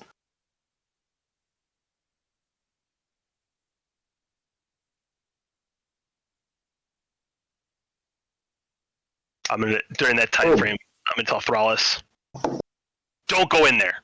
No. And I'm just gonna look at him and just like, don't mess with me, man. Thrallus like rebuckles his pants. Yeah, Henry, we'll go back to you. So you were casting comprehend languages? Yeah. All right. Right now, Crimplin is holding it and like staring deeply into it. Crimplin, give it here. Yes, here. Crimplin, you hand it to him, but like you don't like let go of it. No, not at all. It's just in like front of his face. Yeah, you're like oh here, like like when you show someone a picture on your phone, but you don't want to give them your phone because like if they slide to the right, it'll be like nudes. That's kind of what you're like right now. You're like, yeah, here you can look. Don't touch. You can look. Yes. I need to touch Just to be clear, you're not like bound by any spell. It's just when I made you roll that wisdom save, it was kind of just like your interpersonal, like, oh shit, like this is like something of the past. I kind of like this. Yeah, I'm on that same boat. Okay. I just want to make sure. All right. He checked it for magic, and there was no magic. I'll give it back. If you need to touch it, that's fine. Here. I feel. Hopefully you can figure it out. I take it from his hand and I feel the writing on there, and I try reading it. And so once again, and I'll try to get brushed up on comprehend languages, kind of like with the rune. Okay, let me ask this: you understand the literal meaning of any spoken language that you hear. You also understand any written language that you see, but you must be touching the surface, which are written. It takes about 1 minute to read 1 page of text. It doesn't decode secret messages in a text or a glyph, such as an arcane sigil that isn't part of written language. So, like when you looked at the relic artifact thing that Dolan carried, it was very much like a glyph. Like it was part, like there's like, hey, there's something written on this, but like it doesn't make sense, right? Versus on this, it's like almost telling a story. But like once again, the story really doesn't make sense. So I'll be honest, I didn't know how long this fight was going to be, so I can kind of come up with parts of the story. Probably by the next session or the session after that, it'll probably take a little bit of time. Put it in chat too, and I can that I tell the story to. Because definitely between like you and Crimplin, you could probably figure it out. Like to the point of you're like, oh, like I can read this really well, and Crimplin can probably be like, oh, well, I kind of get what that means. Like kind of like in the sense of like you read the word burrito, right? Like that either means a small donkey or a delicious food. It's like, all right, there's treasure. We're either looking for Chipotle or a farm, right? But I would say like you feel like you could definitely read this, but you and Crimplin would probably have to spend a little bit of time. Maybe a little more than it lasts for an hour. So you might have to like maybe spend some downtime, use comprehend languages a couple times and kind of work on it. Okay. But you're definitely like, hey, this is telling some kind of story, and like you feel like that's something you guys could probably work together on. All right, Crimplin, I think we just need to study this a little bit more, but I don't think we should use it quite yet. That way we could continue to read the message. No, I agree. I want to figure this out. I don't want to use something I can't. Can I tell what language it is at least? Yeah, it's Undercommon. Okay. Which is interesting because it's not like you've you've read Undercommon before. You've probably studied it. I mean, you were before you trained in the woods with Albert. Like you were from a city area, right? And like there was always different kinds of like the cool kids are all saying deep speech slang. It's not like that. It's like formal written, like there's like a whole society that uses this instead of just like a bunch of punks are kind of using this term. It's almost like under Elven in a way. Under Sylvan. Yeah, it's theirs. All right. I suppose we should go check to see what they're bitching about out there. we can come back with this. I'll keep it on me. Okay, let's go out there and check it out, and then we should grab some rest. I am very tired. I'm down with that. So I'm gonna make my way out. I've been re-energized. You still have one hit point, but you know where that hit point's at. What's the matter? Look! As you Look in the cage. Right now, it's just the back of some lady with a weird fucking something carved in her back. Do we see the? Look at Thrallus! Can I see the carving? Right, do we see it? Like right now, you see a lady face down with that carving in her back. You guys don't know who it is. I'm gonna look and see Thrallus like slowly grinding on the fucking bars. Nah, but you do see Thrallus kind of like he's like trying not to look, but he's totally staring. You okay over there? And I'll look at the symbol a little bit, and I don't know if this will help at all. Ooh, when you took the learn a piece of lore. Yeah. Okay. So once again, I would say probably without even rolling for it because of this background feat, you don't know, like you have not seen that specific symbol. One, it's demonic. Two, you would know, hey, this might not be the wizard. This might be more of like, hey, we need to find like a temple or something maybe more on the religious side to kind of figure out what this is all about. Because it's not arcane in any nature. It's very much necrotic. Have I seen this symbol before? I would say. Let me think. Crimplin, I'm haunted by that kiss. I don't think so. Okay. You gotta get over that kiss. It was a succubus. Crimplin, Look. It's a lady with a bad-looking symbol. What? stand here. Go in there and roll her over. Oh, Jesus. No, it's his ex-lover, Ex-lover. Mabel, the Batwing lady. You still have the whip out, right? Yes, I'll walk up. Okay, all right.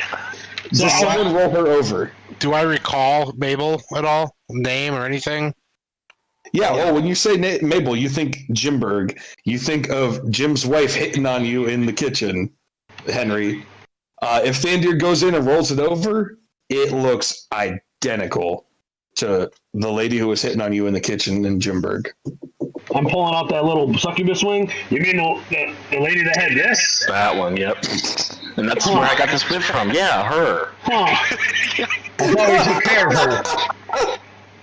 Thrallus, stay. You just back off. Something's not right. Let's leave her in the cage for the time being. Can you lock this back up again? Yeah. Is she not moving, or what? I try to get her to move. I gave her a potion of healing, and it was a spoiled one. And I mean, she's blind as a bat now. I mean, it's fitting, but she didn't move. Didn't stir.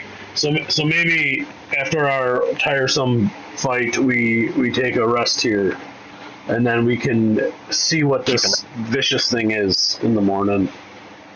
We'll have to take watch. Thrallus, I say, you get no watches. yeah, you're gonna just go to sleep, bud. Yeah, I'm gonna go in on the bed by myself. Give me like 20 minutes. Can I sleep in the cage?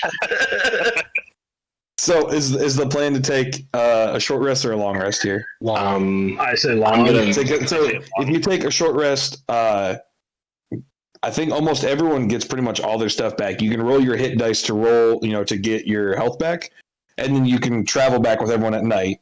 But then you'll kind of be, kind of beat up. You're going to get into town. No one's really going to be awake in town, right? It's going to be like 1, 2 a.m. Or you can take a long rest here, be fresh, 100% ready to go, and go back in the morning. Long rest. I say we take a long rest. We just long rest. Yep, I'm good for long rest. Does one of you guys let the people know that? the people you're rescuing? Well, I was gonna say we can open up the gate if the people that are here want to go ahead and start making their way back on their own. So be it. But we have eyes watching you if you decide to stay. I forgot about those people. And then they can go wherever the hell they want. I guess not all of them would hear you, but especially one-armed Bob over here. And he'd be like, I wouldn't mind an escort back to the city. I'm pretty sure I speak for most of the people. He looks at like the poor people, and he looks at the rich people. He's like, most of the people that we can go whenever you guys are ready. We've been here so long, it's just we're ready to get out. One more night, and we'll head out in the morning. You think maybe we can take the tents tonight? We've been sleeping in this cage for a long time. Where are the tents? Up in the top top of the corner. corner. Is the fire still going on, or is that kind of smoldering now? There's a huge fire in the middle. There's still some left. The fire that was being tended to here is still going. The one over by the tents is kind of out. I'm talking about this guy here. Yeah, what about the gate? It's spread a little bit. You look up there, you actually see where the gate was. It's just a pile of ash and broken wood along the ground, and both of these little like posts over here are kind of like burning. I mean, not like a huge flaming blaze, but it's spreading down the walls. So what we're gonna need to do is have some of the prisoners stay watched by that front gate since it's vulnerable now, and they can come get us if anything happens. If they want an escort, they can man up on that side. Yep, they're gonna have to pull their own weight if they want us to escort them back.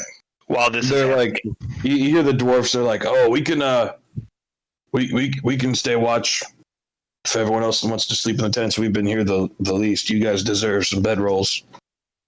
Is there a trough up here? Where's like that? A trough of water or anything? Sure, I imagine so. Hey, Fandir, you want to see if you can put out a fire? Oh, I suppose I can pick up after your mess again. I'm gonna wander on up there, and I'm gonna go ahead and do shape water and take some of that water and manipulate it over the top of, if I can, if you'll allow it. I mean, I'm just putting out. Yeah. I'd say it's not burning enough that you can kind of like hit it with the water, reshape it, hit it again, kind of reuse it. So I'm gonna do that a couple times to kind of. I'm gonna water bend it here and make sure that it gets put out here. So did the Fire Nation take your mother? Full circle, guys. Good job tonight. And then before going to sleep, I'll tell everybody to stay away from the gate. And I'm going to cast a 20-foot cube on the gate here to do an alarm. Oh, alarm? Yep. Okay. And it's going to be a loud alarm. An audible one or whatever. Yeah, you got the dwarf crew just kind of like sitting here. They actually took some hay from over here and made themselves some nice little sitting spots, and they're just sitting there watching the gate. I'm gonna have Leonid be a bat and just kind of like patrol around where the gate that has burned down, in case we get ambushed or anything. Hey, Thrallus, you want to snuggle, buddy?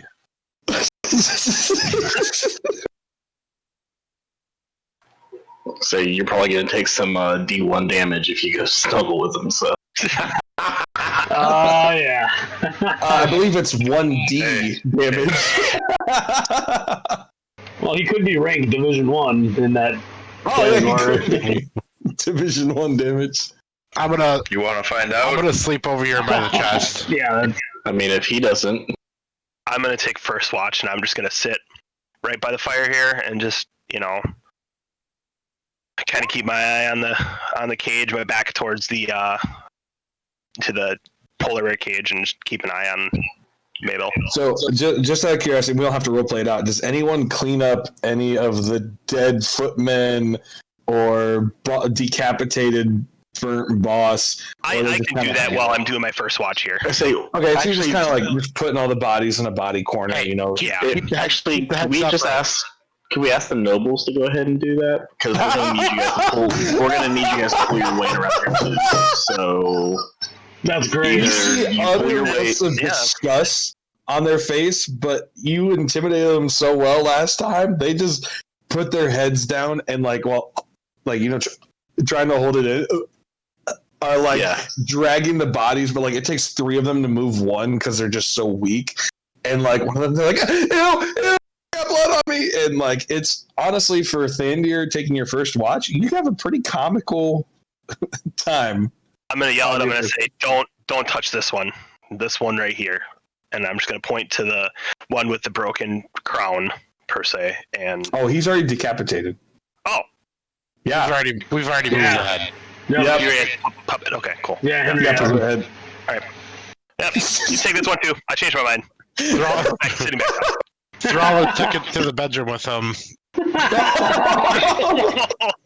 Oh, Mabel. Okay. Thandir's taking first watch. Yep. The nobles are cleaning up the dead bodies. You found a sword telling an interesting story on it. You've killed the Bandit King. Everyone survived. Thrallus has 1 hit point. Full hit. Even Dith is alive. I would call this a success. We did have multiple knockdowns. We did. You know what though? This was I don't know what you guys are It talking could have. about. I'll be honest. If Thandir didn't cast that spike growth. Oh, it would have been way different. There would have been a lot of knockdowns. This guy had 96 hit points. Oof. Had multi-attacks that were 2d6 plus 5. The polar bear could hit twice. What's that? Was he a barbarian? No, he was actually just a custom Bandit Lord NPC that I found. Pretty cool. Yeah. I will tell you this. When you guys wake up, you will be level 5. So... between this session and next session, level 5 is a really big level up. I think proficiency bonus goes up. I don't know for sure, but most of you guys are going to get extra attacks. Most of your cantrips are going to kind of level up. So, for example, Eldritch Blast, you actually get to roll 2 attacks. You shoot 2 Eldritch Blasts. Fireball does 2d10 damage if it hits, or sorry, Firebolt does 2d10. So if you guys want help leveling up, we can meet sometime within the next week or two. Just looking at fighter, I get +1 to proficiency bonus and an extra attack. Yeah, so you're going to get 2 attacks now. That means if you action surge, you can do 4 attacks in 1 round.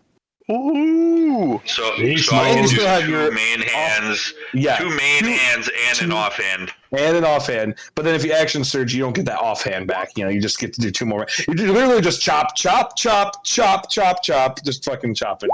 So, hell yeah. Yeah, let's. What are we're doing? What are we doing for health again? 1d8 plus con. You're a fighter. Yours is 1d10. Yeah. So all you have to do is just press the hit dice button, and it'll automatically roll for you. If everyone wants to do that now. Yeah. Poor Henry gets 4. Thrallus gets 12. That scales properly. I didn't take any damage because I was pretty much hiding like a little bitch. No, this is for leveling up. This is your max. This adds to your max. So I'm actually going to do something kind of weird that I'm really thinking of that I've talked about. And I was You gonna go multi-class? I'm gonna multi-class because my experience with Thrallus has turned me a little bit into a fighter. So I was gonna kind of role play into it. Just hear me out. When a rogue hits level 5, do they get a second attack? I think their sneak attack goes up. Let me hang on. Let me find it. 94. At level 5, your proficiency bonus goes up 1, and you get your sneak attack does go up to a 3d6, and you get a feature called Uncanny Dodge. So, just a thought. Yeah, I know. I've told it to you. No, the thing about it is the earlier you multi-class, the better, in the sense that your first 5 to 7 levels are going to go a lot quicker than than the next ones after that, right? Right. So, for example, like I was saying before, like I kind of want to hit cap this campaign around level 10 or level cap it around level 10, just because I'm new to DMing, and so NPCs above level 10 start turning into like gods and immortal dragons, and you're now diving through the 9 hells, and I am not prepared for that. So, just that being said, the earlier you do it, the better.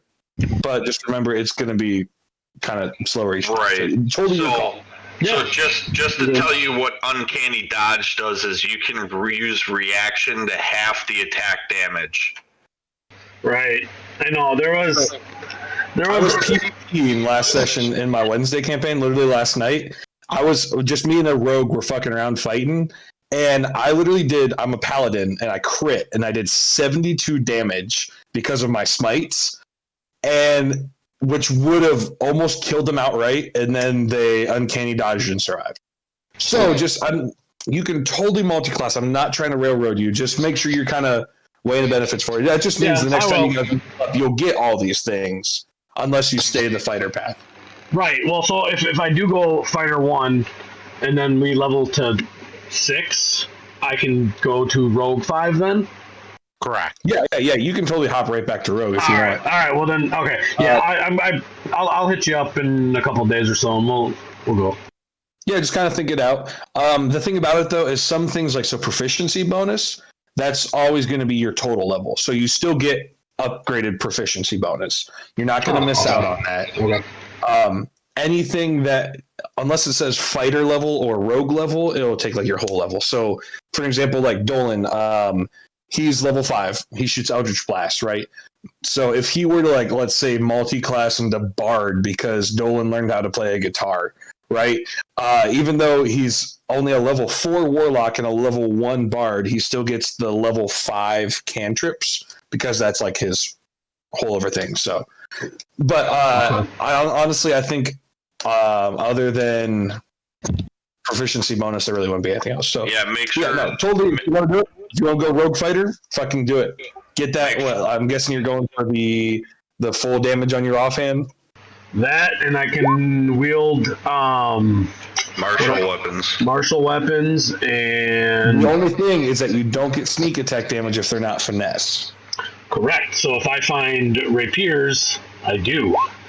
Yeah, and they're D8s. Right, so I get an increase in that, and the sneak, and that, and it's fucking this little pokey sticks. Yeah, you're just gonna be like, while everyone else is so excited about level 5, you're gonna be like, all right, come on, level 6, come on, level 6, let's go. Let's go. Give me that extra sneak attack. You're gonna sit there and be like a fencer.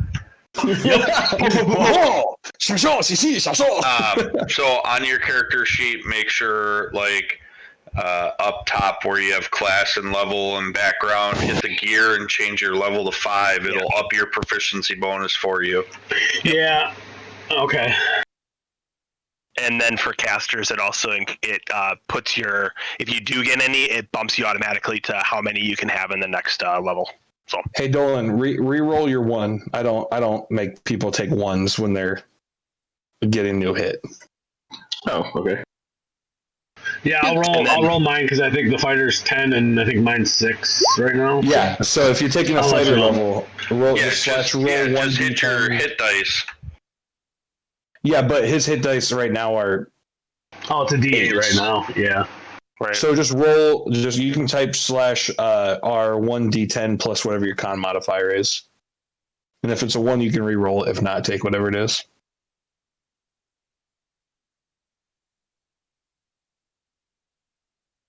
That's what we're adding to our health points. To your maximum health, yeah. Nice. 9 extra health. There you go. Oh, you're Good roll. D10 for health there? For Well, sorcerer? Oh no, Sorcerer. never mind. 3.5. Sorcerer? We don't have any sorcerers. That's my 3/5 character. Well, was 3.5. and then it was a warlock. I was thinking All right. warlock. This was one hell of a session. So, question for you guys, just because I don't have much going on and I planned the next couple sessions out already. If you guys can do next Thursday, we can meet Thursday. But if one person can't do it, I don't want to. Maybe. You're gonna be on vacation, aren't you? Maybe. So the plan right now is we're gonna leave Monday, spend Tuesday with my dad, meet Deck Wednesday, and drive home Thursday. So I don't. You're literally meeting Deck. That's awesome. Yeah, we're meeting. That's so cool. So Thursday we're driving home, but I don't know what time we're gonna get home. So I mean, we can put it on the fence. I don't know everyone else if you're free or not, because that was when we were originally supposed to meet up. But I'm going to say that if we leave Thursday, we're probably going to be home before 9 o'clock. Yeah, and probably after spending 4 days in the car with Philip, you might want to be like, all right, let me go do this. It's roomier now.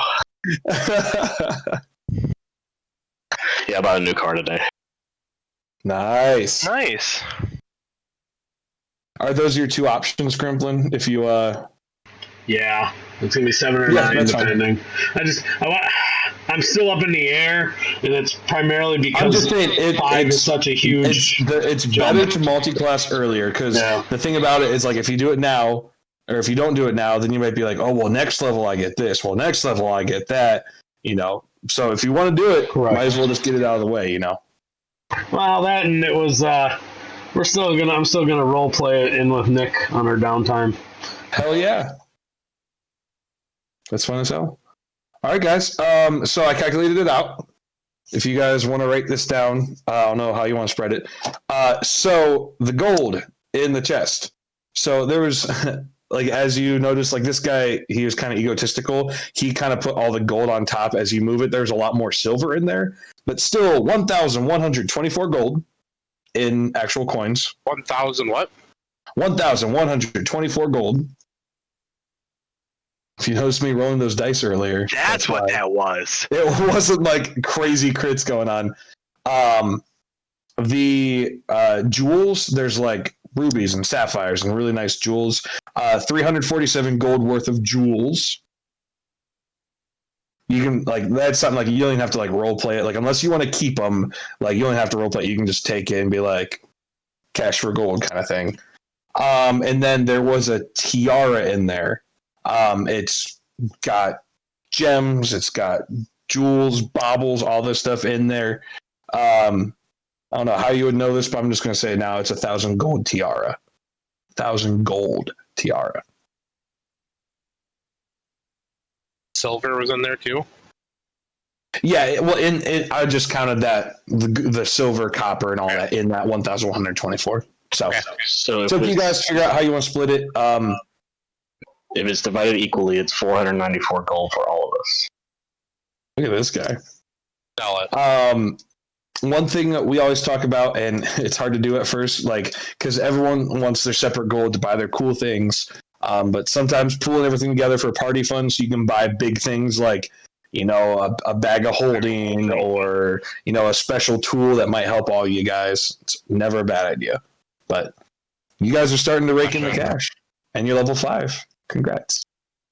And it sounds like you got a date with the court wizard when you get back into town. So that's stats or a feat, right? At level or no? I think that's at level 6. Or that'd be level 6? Yeah. Look. Yeah, it's not each level. It's just for fighters, you get it like almost every other level. Well, not every other. I think. It's like every third, ability score improvement at 6. Yeah, it's anytime you have an ability score improvement, you can either do that or take a feat. Okay. I mean, hell, I'll take an extra attack to begin with. Hell yeah. All right, guys. Good session. So Really good. Damn good. It was good. That felt good. So I'm excited to see how you guys play the rest of this out. There are 6 horses. So just keep that in mind. 6 horses, 2 wagons, 4 dwarves, 3 nobles, 4 peasants, 1 sleeping bitch. And with the count. 4 nobles. Yeah, 2 wagons, 3 nobles. How many horses would it take to pull 1 wagon? wasn't that like a 3rd grade math question? Yeah. If 2 wagons Usually 2 horses leaving, per wagon. 2 wagons leaving California. And another one comes the other way. And dying of dysentery. That's how it's going to go, right? That's the Oregon Trail, yes. All right, guys. I'm gonna try to go to sleep. It's 11:20. We'll see what time I wake up tomorrow. All right, well, whenever the next one is. What have we decided? Well, we'll see if next Thursday works. Otherwise, we'll go for the week after. And I mean, I'll keep you guys posted in in Discord and let you guys kind of know where we are, if we've left in time to make it in time or not. So Yeah, and I know my wife is having